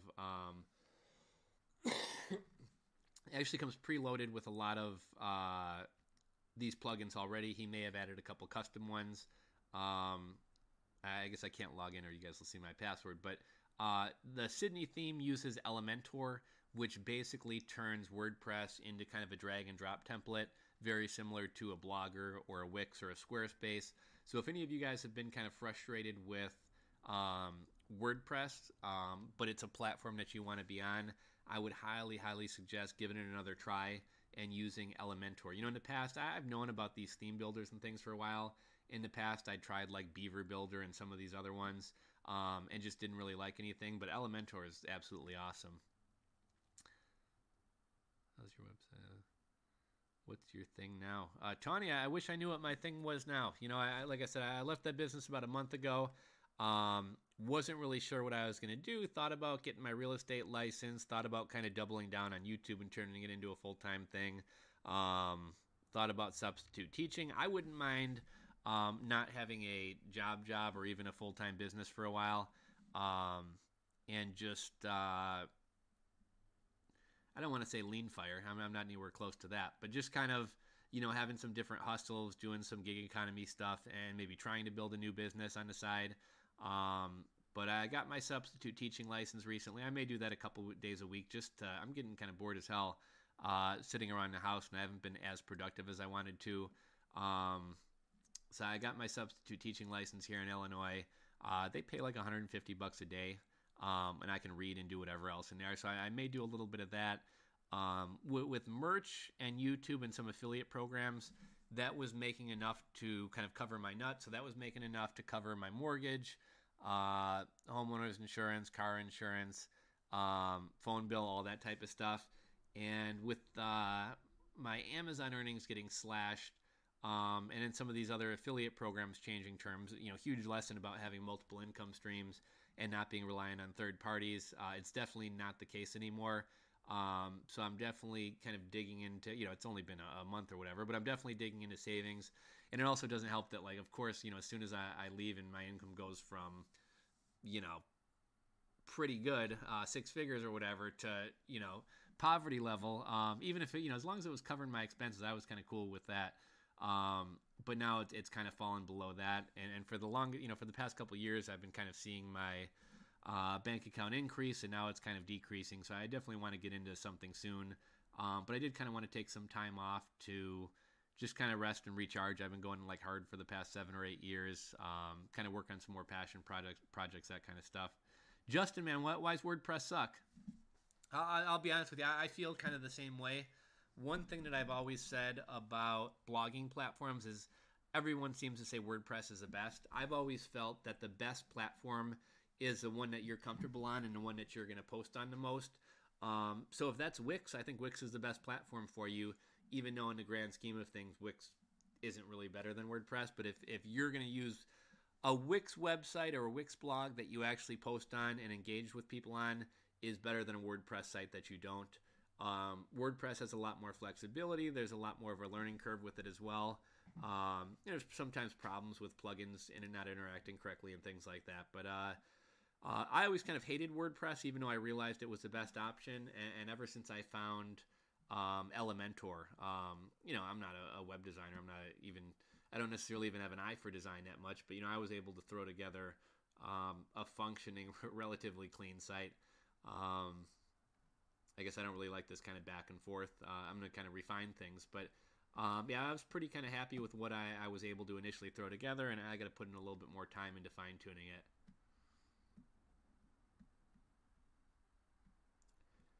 I used to be pretty active on the Amazon merch subreddit, or at least I'd read a lot. And it's been, I've been so kind of turned off of merch the past couple of weeks, just so kind of disheartened by it. I haven't even really been checking there.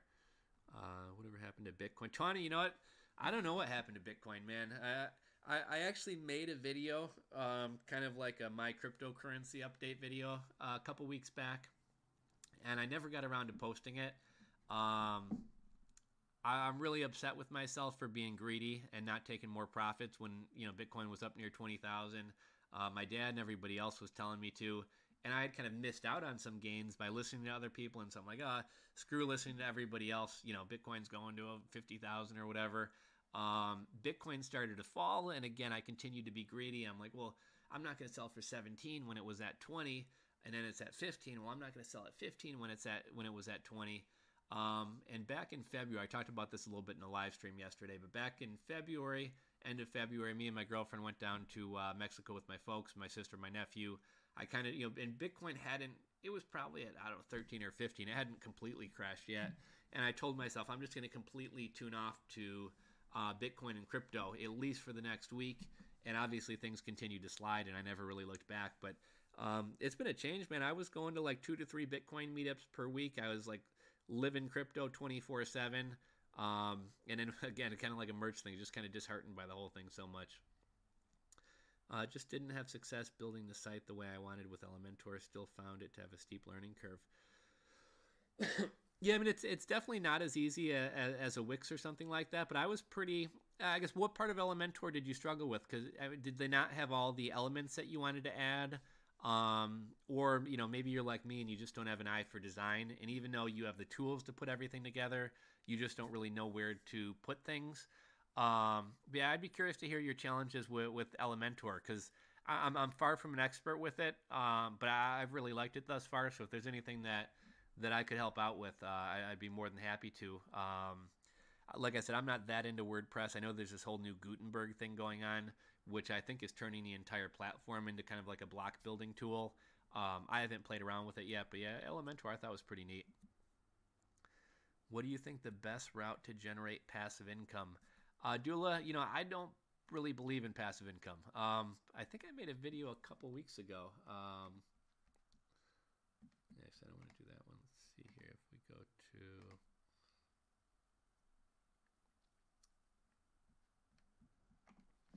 So, like, passive income, and I think I said this in the video, like, to me, passive income, I guess it depends on how you define passive income. Certain activities are obviously more passive than others. Certain types of businesses are more passive than others. Maybe it was this one. I don't know, essentially kind of the gist of it was, short of having a bunch of money and living off the interest, or I think I used the example of writing the jingle for That 70s Show, short of doing something like that. The guy who wrote the jingle to That 70s Show, he calls it That $70 Show. It's kind of an interesting story if you guys didn't catch that video.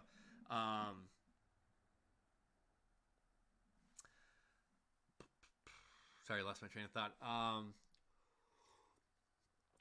So the guy who wrote the jingle for That 70s Show, every time a rerun runs, he gets $70. So he jokingly calls it the $70 Show. Now that's truly passive income. Anything else, like, yeah, you can put in effort up front and earn money off that effort in the future while you're sleeping, while you're on vacation, while you're at the beach. But in my experience, everything at some point without maintenance comes to an end, right? Like, you can have a really successful blog, but if you don't put up fresh content, Google's not going to rank it as high. Your viewers who come back and read it on a regular basis aren't going to come back. YouTube, you can get a YouTube channel going, and yeah, the content that you have up lives up there forever. But eventually, you're going to start falling off the algorithm if you aren't continually posting. I used to do Amazon KDP and publish books on there. And the books start off kind of hot, but if you aren't continuing to promote the book, it's going to kind of die off. So I don't think passive income exists. I kind of like the term leveraged income, which to me means kind of putting the effort in up front and then having something that is, maybe 90% passive down the road, but requires a little bit of maintenance. Let's see, I might just give it another shot, but probably will use Wix. I think Wix has improved. Back when I first started using Wix, there was a period of time when Wix sites had some glitch where they weren't ranking on Google. Don't rank on Google. And like, it wasn't just like a tinfoil hat theory. Like, it was like a legit, like, Google acknowledged that it was an issue. It was something about how their thing was structured. And that's been cleaned up. Wix has always kind of had a bad reputation after that because of that issue. I've noticed that Wix sites tend to load pretty slowly, and a lot of people say that's a problem with anytime you use kind of a website builder. You're always going to have that issue because I guess it doesn't create clean code. A lot of people say Elementor and or Beaver Builder are pretty good, and I think that's kind of why WordPress has rolled out the Gutenberg update.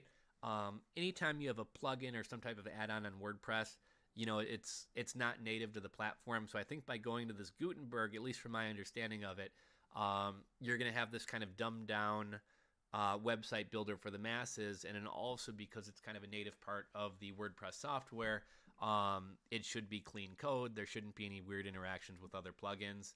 But yeah, I mean, if Wix is what you're most comfortable with, man, by all means use Wix. I haven't updated these in ages, but I used to have this blog, freestorageauctionlist.com. Like the last one was from 2016, but I used to post lists of free storage auctions. Storage auctions haven't been hot for a long time, but this is a Blogger blog. If you've never used Google's Blogger, it's free. They rank really well in Google.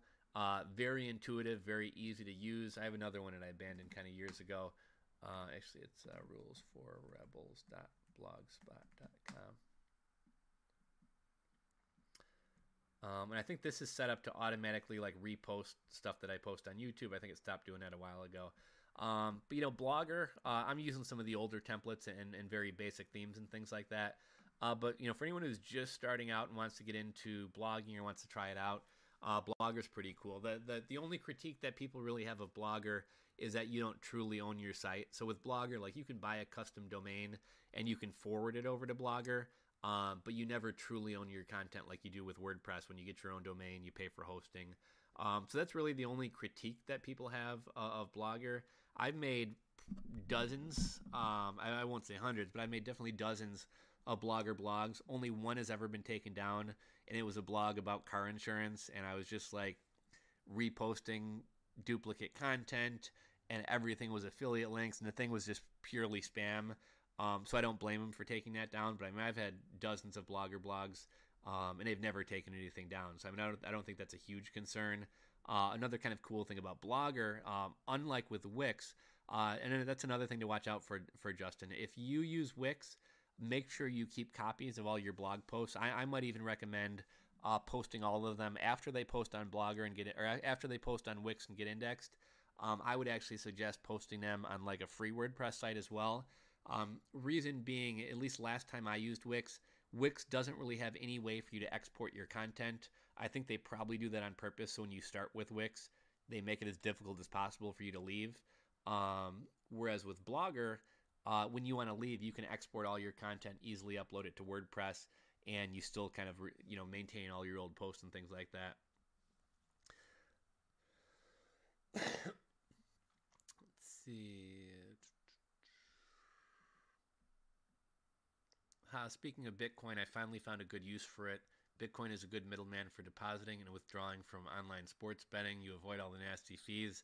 That is, here's one of the things that kind of annoys me. I guess not annoys me, but here's one of the things about Bitcoin is not always does the best technology wind up winning out. I really kind of became a Bitcoin fanboy. I really kind of fell for the idea, and I still think it's a fantastic idea, the idea of having a currency that's independent of Visa and MasterCard and Chase Bank and whoever else. The credit card processing system is a joke. A lot of businesses fall into high risk. Let me pull this up here.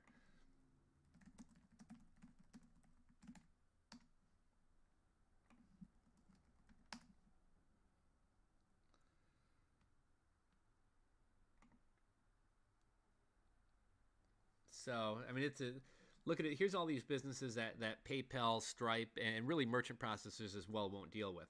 Auctions, tours, lodging, gaming, events, ticketing, telemarketing, virtual currency, annual billing. Yeah, some of them are common sense, like firearms and illegal drugs. Obviously, that stuff's common sense. This isn't the list I was looking for. Let's see. Stripe, prohibited categories. I mean, there's a lot of like consulting, computer repair. I mean, these are like normal, legitimate, legal businesses. Again, a lot of them are common sense: counterfeit goods, gambling, adult services, mugshot websites, drug paraphernalia. Stripe actually considers drop shipping to be a high-risk business, which is really weird because PayPal uses Stripe.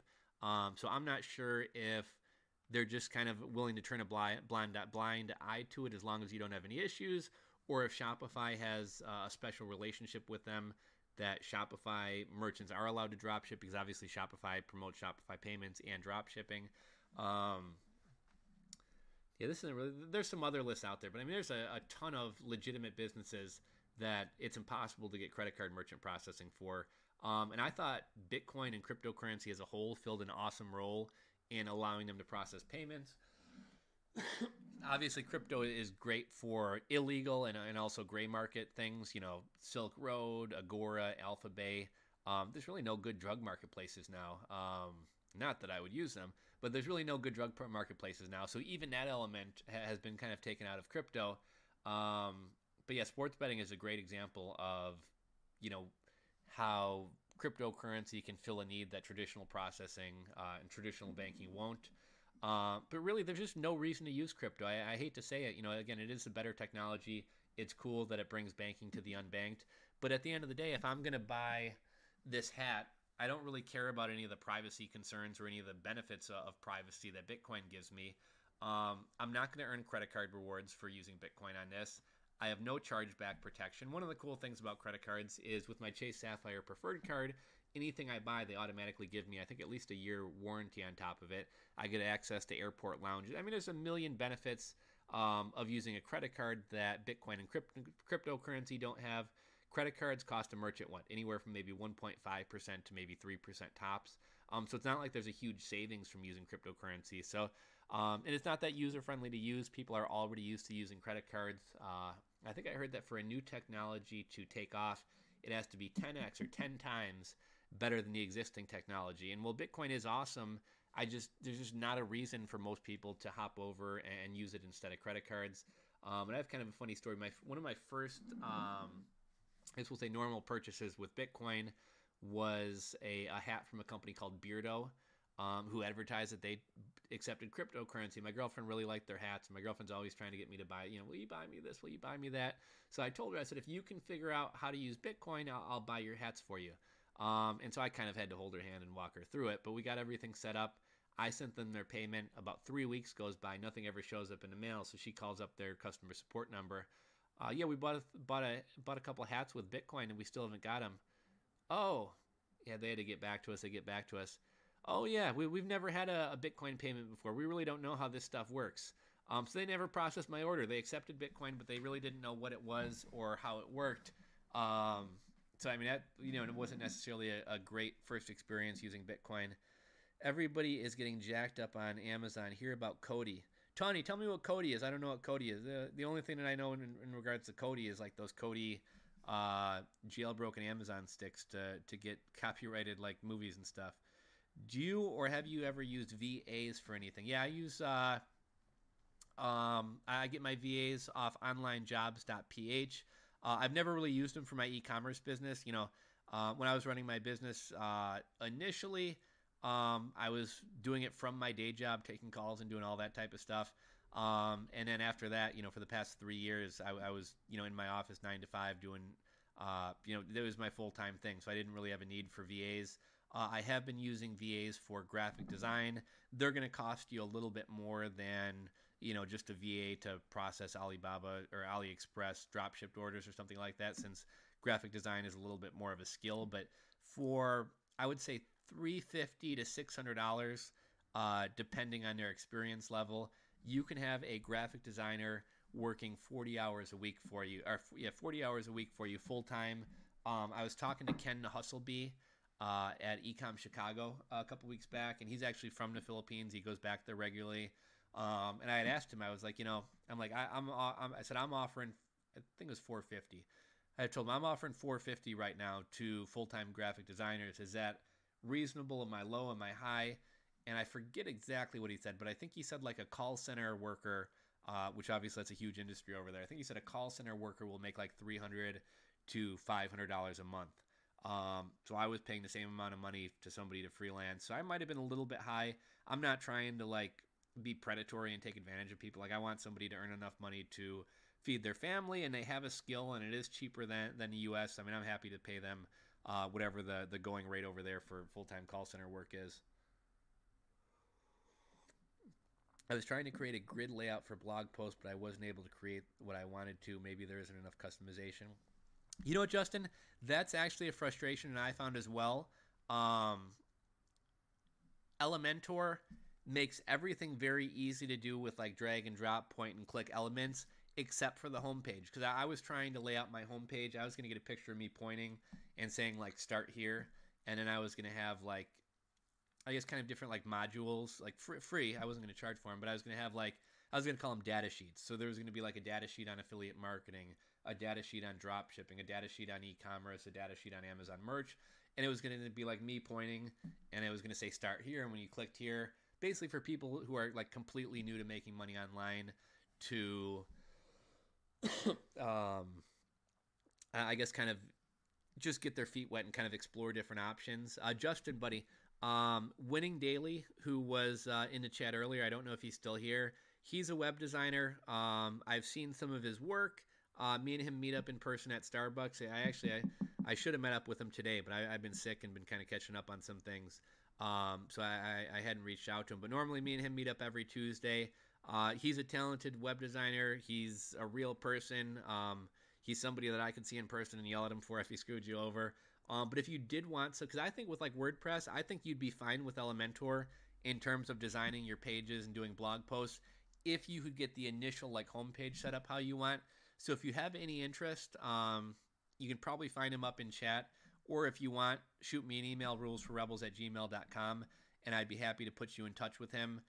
Me and him had actually been talking about creating kind of a web design business where I was going to be kind of the person who communicated with clients, and he was going to kind of do the work. But anyway, long story short, I think he works for reasonable fees. He's a good guy. I know him in real life, and I'd be happy to put you in touch with him if you're looking for somebody to kind of get things initially set up for you how you want. James Litton, this Q4 doesn't have a big moneymaker being pumped by all the gurus like years past. a good thing, but still feels kind of weird. James, are you talking about like what 2015 was the year of the hoverboard? Was it 2016 or 2017 that was fidget spinners? Last year was, man, what are those things called? I still got two of them. I'll be right back, guys. I don't know why I always grab stuff on these live streams, but.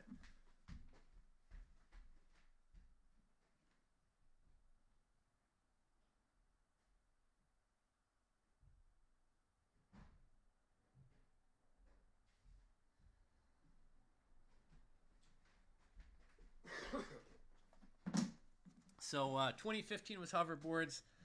2016, I think, was fidget spinners. 2017, fingerlings, maybe. I still got a couple of these lying around from the other year. I don't know if you guys remember these monkeys.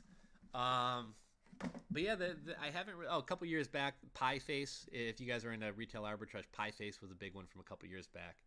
But yeah, you're right. I mean, not that I really keep up with toys and stuff like that, and I haven't really sunken into the Christmas spirit. I don't have live TV, so I miss out on a lot of this stuff. But yeah, I haven't really seen like a big moneymaker product come out this year. Do you think merch is saturated now because of such a low barrier to entry? Ralph Royal. You know what, Ralph? I hate the word saturated just because when people don't have success in something right away, everyone wants to throw out the word saturated. Obviously, some things truly are saturated. Here's kind of my issue with merch, and it's just a reality of it. It's either worth it for you to do or it's not. But like just for example, somebody in India can sell on Amazon merch, right? I'm in the U.S. I can sell on Amazon merch.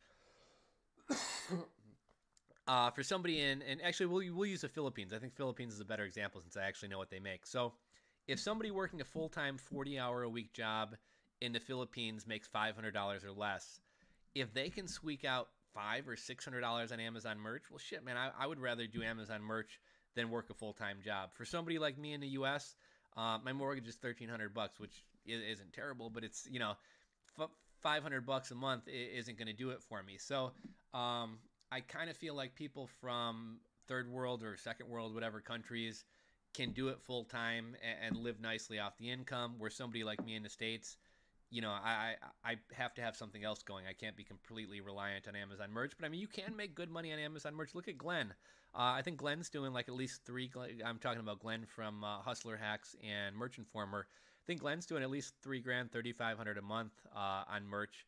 And I know he's not as active on it as he used to be before. So if he's doing that fairly passively, and he can also have some other hustles going on eBay and everything else, to me that's pretty good. I know a while back when merch was a little bit less competitive, and when he was investing more time in it, he was making, I want to say $5,700, but I'm trying to kind of remember from past videos. But I want to say he was making like $5,700 a month off merch, which is pretty good. I think that's more than like the median U.S. income. Hey, thrift shop hustler, man, what's going on? I'd invite you into the stream, but I don't know how to on this new Streamlabs. It's been a while since we talked, man. I've been kind of out of the past few weeks has just been kind of a whirlwind for me. But if you're still doing that weekly merch show, I'd love to come on if you're looking for guests, and I got to get you back on my show here as well. What card gives you the 1-year warranty? Justin, it's the Chase Sapphire Preferred card. I'm pretty sure I got a couple different cards, but Chase Sapphire Preferred, I believe it gives me a warranty on every purchase. There's a lot of cool perks with that. When you sign up for it, you get like, I don't know if it's still running, but you used to get like, I don't know, $500 to $700 in travel rewards. I think they give you access to some airport lounges. That card's got a lot of great perks. Haven't made to our small town. Shamrock, you don't remember this from, I want to say this was right before last Christmas. Man, I went around to like all the different Toys R Us, Targets, Myers. I couldn't find these anywhere. I had bought a surfboard off Craigslist, and me and my girlfriend had to drive up to Wisconsin. Actually, Shamrock, you probably know. I think Shamrock's from Wisconsin. Shamrock, you know the Mars Cheese Castle? So we drove up to Milwaukee. I bought my surfboard. And at a 7-Eleven on the way up there, They had about 50 of these, and I bought off the whole shelf. And initially, I sold them really well. I sold them for a good profit. And I think right before Christmas, the supply really loosened up on those things. Stores started getting them out again. And I think I got 2 or 3 left up in my closet. I got to get those listed on eBay here soon. But yeah, fingerlings, they're kind of stupid. You hang them on your finger, they fart, they burp, they make weird googly noises. Merch is truly passive for me now.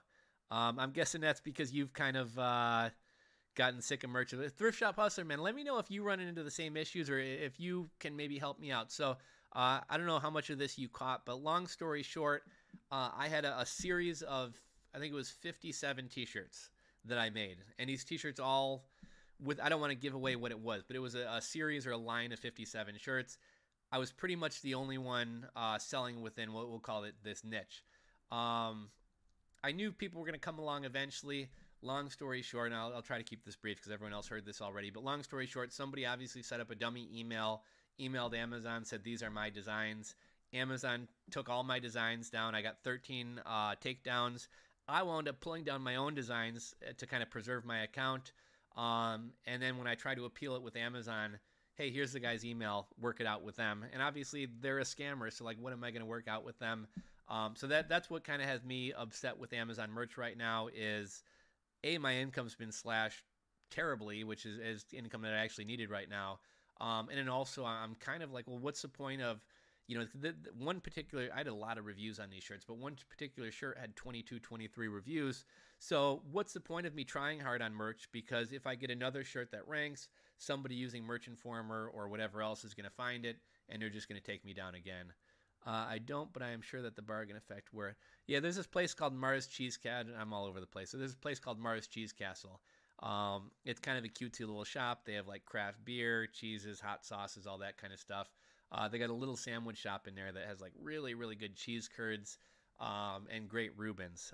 And so I knew if I told my girlfriend I'd take her to the Mars Cheese Castle, she'd be up to ride with me to pick up the surfboard. So that's why we went up there. Yeah, these things do kind of look like Teletubbies. We live in Wisconsin. You know what's funny? Another Wisconsin spot. My dad used to, when I was a kid, take me up to the Brat Stop all the time. And we used to go get cheesesteaks and cheese fries and you know, catch a game on Sundays or whatever. Take my mom and my sister up to the, what is it called? You had any issues like that, thrift shop? We'd take my mom and my sister to the outlet malls. Me and my dad would go sit at the bar and watch a game. And a while back, I was raving about it. And we were heading back from maybe Great America or something. And I brought a bunch of my friends over there. And it just, that place seems like they went downhill. The service was so terrible. Nobody ever came to see us. We wound up getting up and walking out.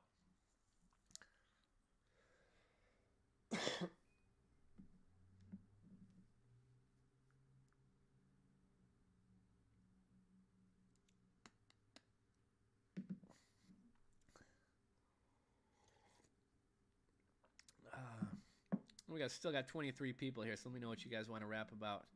I'm finally starting to settle into the fact that you can just kind of sit here and don't got to be going a mile a minute the whole time.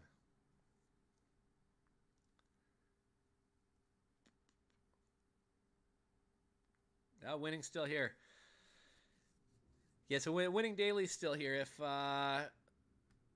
who was asking about that? Justin, I think. Justin, Winning Daily, I think if you click his name, I think you can send him a PM or something like that. But if you want me to put you guys in touch, just reach out to me. I'd be happy to put you guys in touch.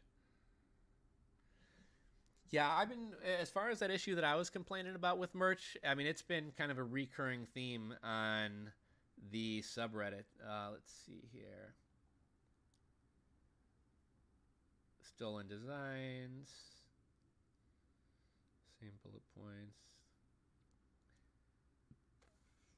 Oh, here's the other thing, and I think some people, you know, Amazon's so screwed up that I feel like some people can report someone for bullshit and get their way, and other people can report someone for something legitimate and nothing gets done on it.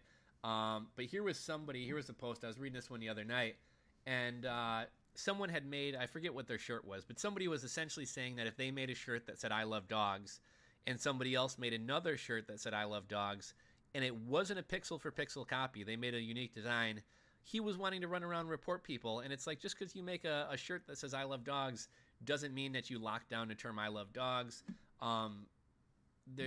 I don't even know if something that like a phrase can even be trademarked or copyrighted. The whole copyright thing's really crazy, right? Because like you can't say hot sauce, so somebody can copyright the word hot sauce, but then you can't trademark a phrase. Like the whole thing gets really, really cloudy. But I think you have some people who they think that if they make an I Love Dogs shirt, that they have the rights to I Love Dogs, and if they run around reporting people enough, you know, the way Amazon works, I wouldn't be shocked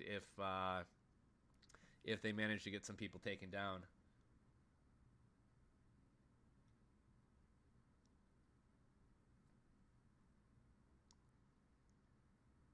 Just make 2,000 different shirts that don't go deep. You know what? I guess my fear is that anything that starts doing well, you're gonna have people coming for your head. So it's almost better to be like a mediocre seller and not really garner the attention of everybody. Me personally, I normally don't try to go after like top selling shirts. Like when I use Merch Informer, I normally purposely seek out 100,000 and below. I'm not trying to get the shirt with the 20,000 BSR because, you know, I just don't see myself getting anywhere. You know, I have, you know, almost 4,000 shirts up.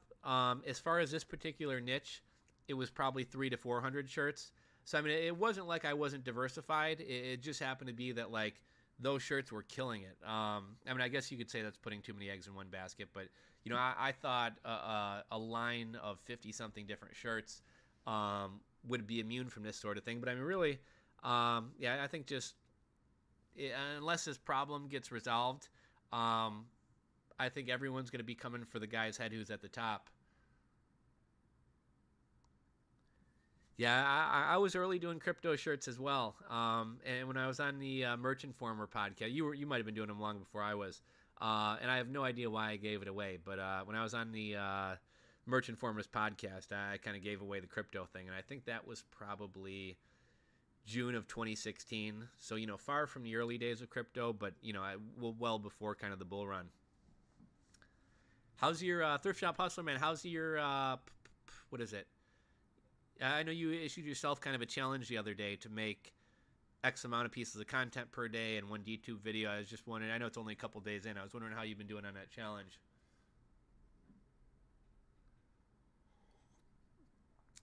And for anyone who's in the room who's not familiar with him, if you guys watch my channel a lot, you probably are. But Thrift Shop Hustler, man, great dude.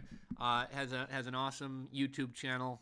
He does a weekly show with Merch University and a couple other guys talking about Amazon merch. He educates people on kind of how to know what they're selling on eBay. A lot of good stuff on his channel. He is also a really active guy on Steemit as well. He's got a lot of interesting stuff going, and a really artistic guy as well. So check his channel out, the Thrift Shop Hustler.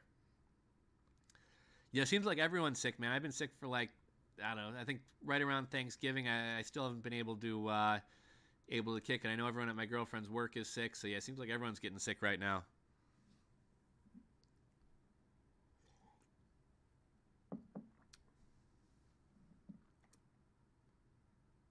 Good to put a year-end bummer. I always kind of like to keep up with, well, I'm waiting for some people to chat. 4,500. Yeah, you always get like one-off people who are like, well, my stuff's performing worse this year than it was last year, so, you know, merch is dead. So I don't know if that's another one of those posts. Let's see if we can just stir up some other topics to talk about.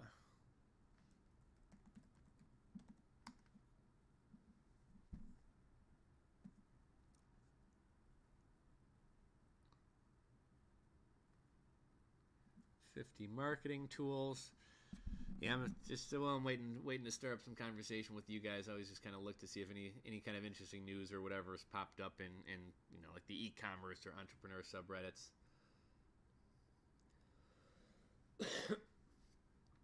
All I see on here is tech businesses and t-shirt drop shipping online. Who's killing it with something local? Trying to make the leap from Etsy. Ways to create a blogging platform. Would you ever buy a webcam cover? Most people are giving webcam covers away for free these days. Pet supply, e-commerce. It's a conspiracy. The only key to merch success is to upload and log in every day. You're not wrong about that. I've always been the one that's always telling people like, oh, quit bitching, just upload. Quit bitching, just upload. Focus on the things you can control. Don't worry about the things that you can't. And so I kind of need to heed my own advice. I was just kind of so kind of beaten down by what happened to me on merch that I was like, oh man, fuck this. I just been kind of turned off from it. But yeah, I got to get back into it. I mean, really, I find that I kind of burn myself out when I'm trying to put up hundreds of shirts per day. I think for me, the sweet spot is like 10 to 20 shirts per day. And then maybe like one binge session per week where I knock out maybe like 200 to 500. But yeah, I mean, really, that's all you can do is just be consistent with it.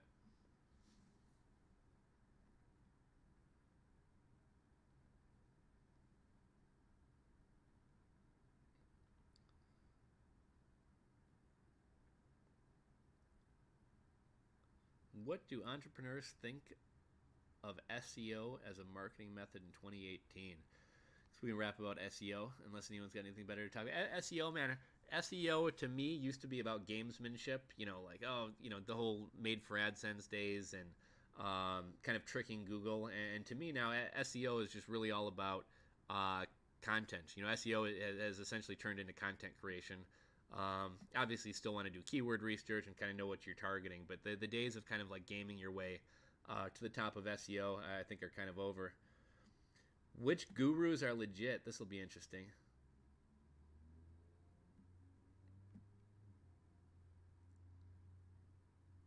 Why does it take so long to get paid by merch? Because they can, I guess. I think part of it is I think here's probably a big part of it. Around Halloween every year, I see people uploading like the M&M logo on a blue shirt. Obviously, they're infringing on. I'm positive that M&M has that font trademarked or whatever. And people will get away with it for a while, right? Like the top selling shirt around Halloween, I guess around any time, but the top selling shirts around Halloween will always be like a Superman logo on a shirt. And I'm not talking about like Marvel or whoever owns Superman doing it, like individual people who will just throw up trademarked or copyrighted stuff and they'll make some money, right? Like they'll rise, they'll be the top selling shirts, they'll have high BSR scores, but eventually they get taken down. And when Amazon suspends your account, they don't pay you whatever the pending payout is. So I think if they were to pay you out every day or every week, not only is there some work and some cost associated with doing that, but potentially somebody could put up like a bunch of Marvel stuff, make a couple $1,000s in a couple days, get paid out, then Amazon realizes what they were up to, and Amazon was kind of facilitating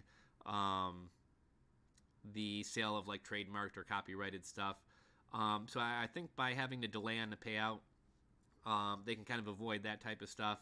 Also, it's just, I mean, they have a program that's so low barrier to entry, so attractive, so many people interested in doing it. They really don't need to jump through hoops to like, people are knocking down the door to get into merch. People were waiting 1.5 years to get into merch. So they don't necessarily have to cater to us.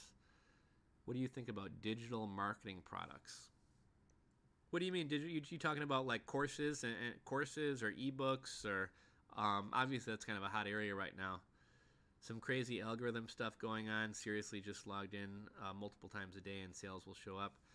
You know what I've noticed? So like when I had my issues with merch like 2 weeks ago, my sales went from like I would say 50 to 70 sales per week, 250 to 350 per week, down to like $36.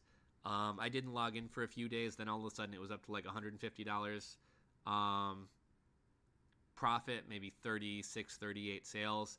So yeah, things have been kind of goofy for me as well.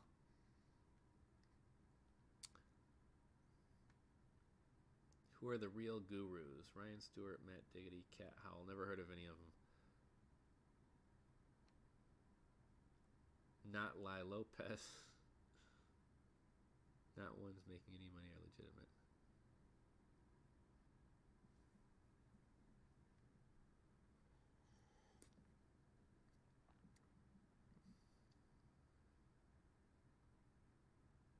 A lot of times I'll like look at posts like this to find people to follow. Income School, I'll have to make a note, maybe check him out. MJ DeMarco. A while back we read the. You know what? That's something we could talk about. So, I forget if I put up a post about this or not. I owe someone a book. I don't know if you're in here. I got to refer to the email. The 4-Hour Work Week extended version or whatever they call it wound up winning out. Actually, we'll hop over here.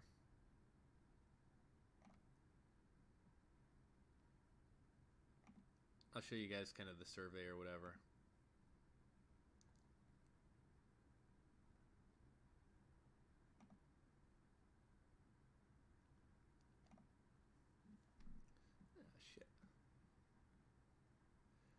Okay, why isn't we seeing the community tab here? Okay, here we go. I don't know if you guys heard about this. If anyone wants to, I'd be curious to hear you guys' opinions about this.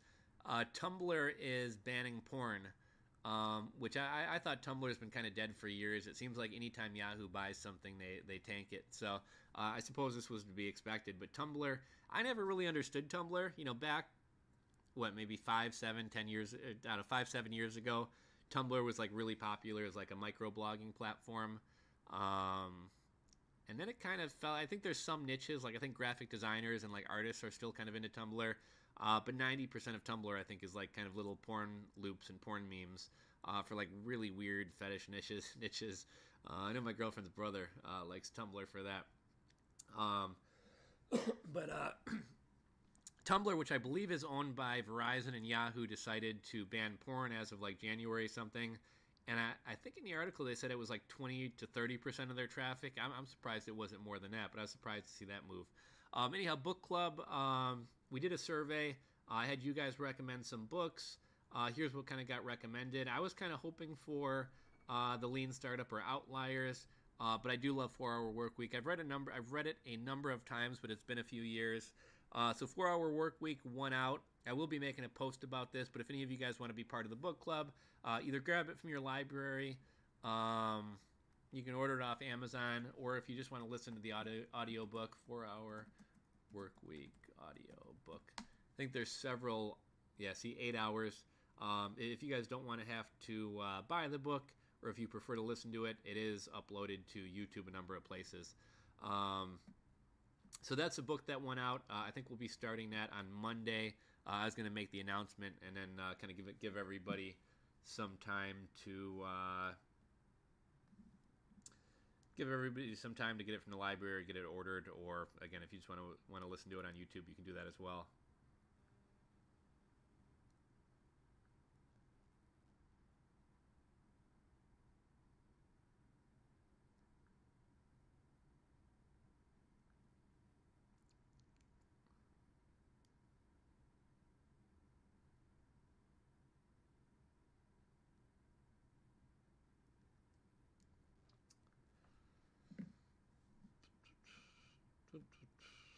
Let's find something else to rap about.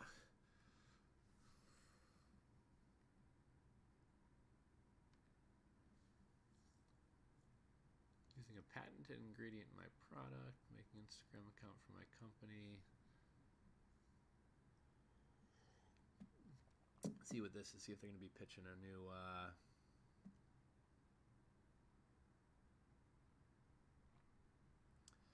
affiliate programs for a cat blog.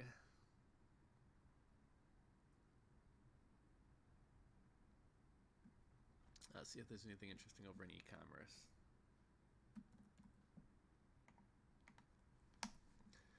All right, so I'll probably wrap this up here shortly. I got a little bit of work I got to do. Got to get things posted for the book club. So I'm gonna hang out for a few more minutes here, and then I'm gonna run. But let me know if you guys got anything else to rap about. Maybe we'll browse around on here, see what's. Let's see, I saw this earlier. Whose responsibility of it is if USPS loses a package? Yeah, not a whole lot of interesting stuff there. Johnny, why does it take so long to get paid? Johnny. Okay, guys. So I have kind of my voice is starting to go, and I've kind of exhausted everything. Johnny, when are you gonna take us vlogging again with you? You know what, Tony? I'm gonna do it again soon. You know, I've always kind of been. Hey, Lawrence. I've always been kind of uncomfortable live streaming. You know, I feel the need to kind of keep the conversation going all the time. And when I watch other people, a lot of other people, like, they'll just kind of sit there and pick their nose and smoke a cigarette and pet their cat and go make coffee. So I got to get a little bit more comfortable with those downtimes and kind of silences. But I'm planning on doing a lot more live streaming. I think the more you do something, the more comfortable you get with it, the better you get with it. So, and I noticed it does really good for watch time and retention. And it's kind of cool chatting with you guys and connecting with you guys as well. Any good business book recommendations on Kindle Unlimited? You know what? I'm glad you said. I actually got to cancel, man. I've been paying for Audible for like the past year and a half, and I've never even listened to a single book off of it. I'm not sure if any of these are on. Let's see if I can go back. Who was that? That was Lawrence. These ones are pretty common, pretty popular, so I'm guessing you maybe have read a couple of these if you're into like business books and stuff, but these were ones that either I thought were interesting or you guys had recommended for the book club. All of them have great reviews. I'm a big Malcolm Gladwell fan. I kind of speed read Outliers. I wouldn't mind reading that one again. I've read The Lean Startup, and A 4-Hour Work Week is one that I feel like you can go back and reread over and over and over. So those are some good ones. I was going to put together kind of a reading list, and I'm always kind of curious to hear your guys' reading lists as well. So yeah, let me know if you got any good ones as well.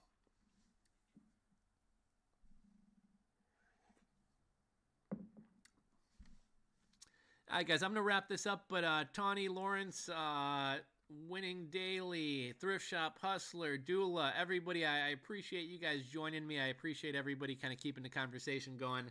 It's been fun hanging out with you guys, and I'm going to start doing these more. I want to start getting better with this Streamlabs and kind of doing more of the streaming. So thank you, everybody, for joining me. Really, really appreciate it. And I'll catch you guys soon. I'm going to start doing some of these a little bit more planned, but also, if I got some downtime during the day and I feel like making a video, I think I might just start making them live. So this has been fun. I'll talk to you guys soon. Thank you guys again so much, and everybody have a great night.